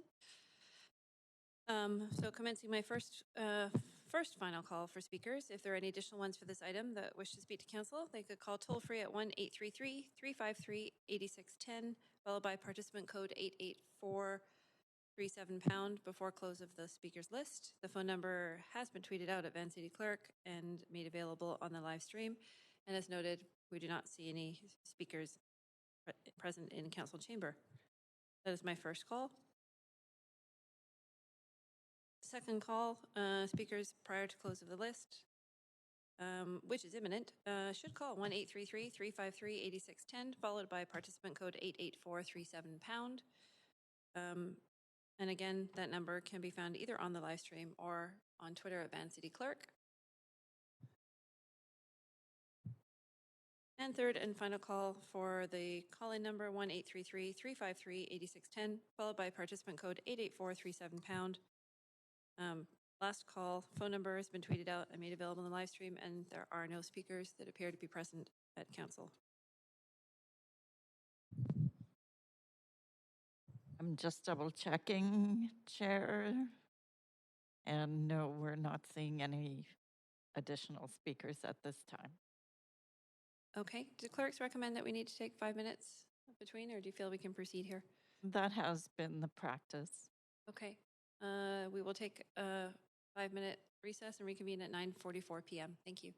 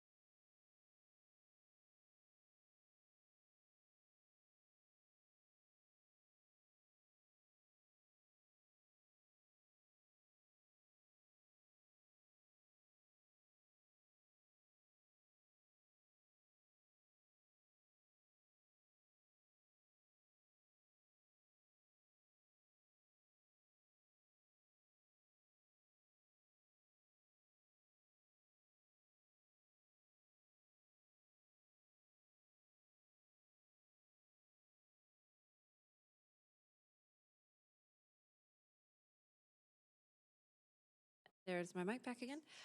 Thank you, staff. We are back. Can you confirm that there are no more speakers at this point? No speakers. Okay. Seeing there are no additional speakers, the speakers list is now closed.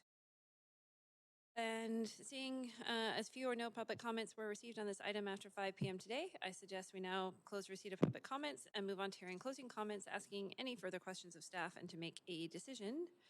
Any closing comments from staff? Thank you for the opportunity to speak. No closing comments. Thank you. Any questions from council? Okay, this would be a time to make a motion to move the recommendation. Move the Motion made. recommendations. Moved by Councillor Hardwick, seconded by Councilor Wiebe. Councillor Wiebe. I'll ask the clerk to take us to a vote, please.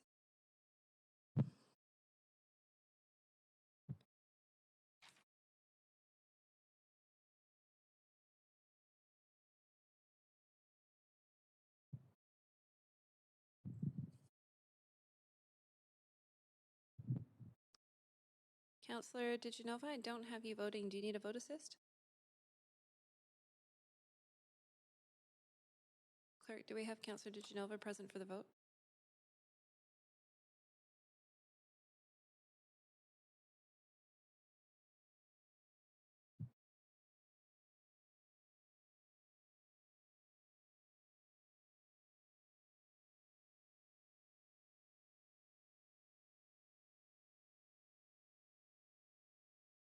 So if we are in a voting process, we do have to suspend the vote if a councillor might be having technical difficulties. So we'll just try to reach Councillor Digenova.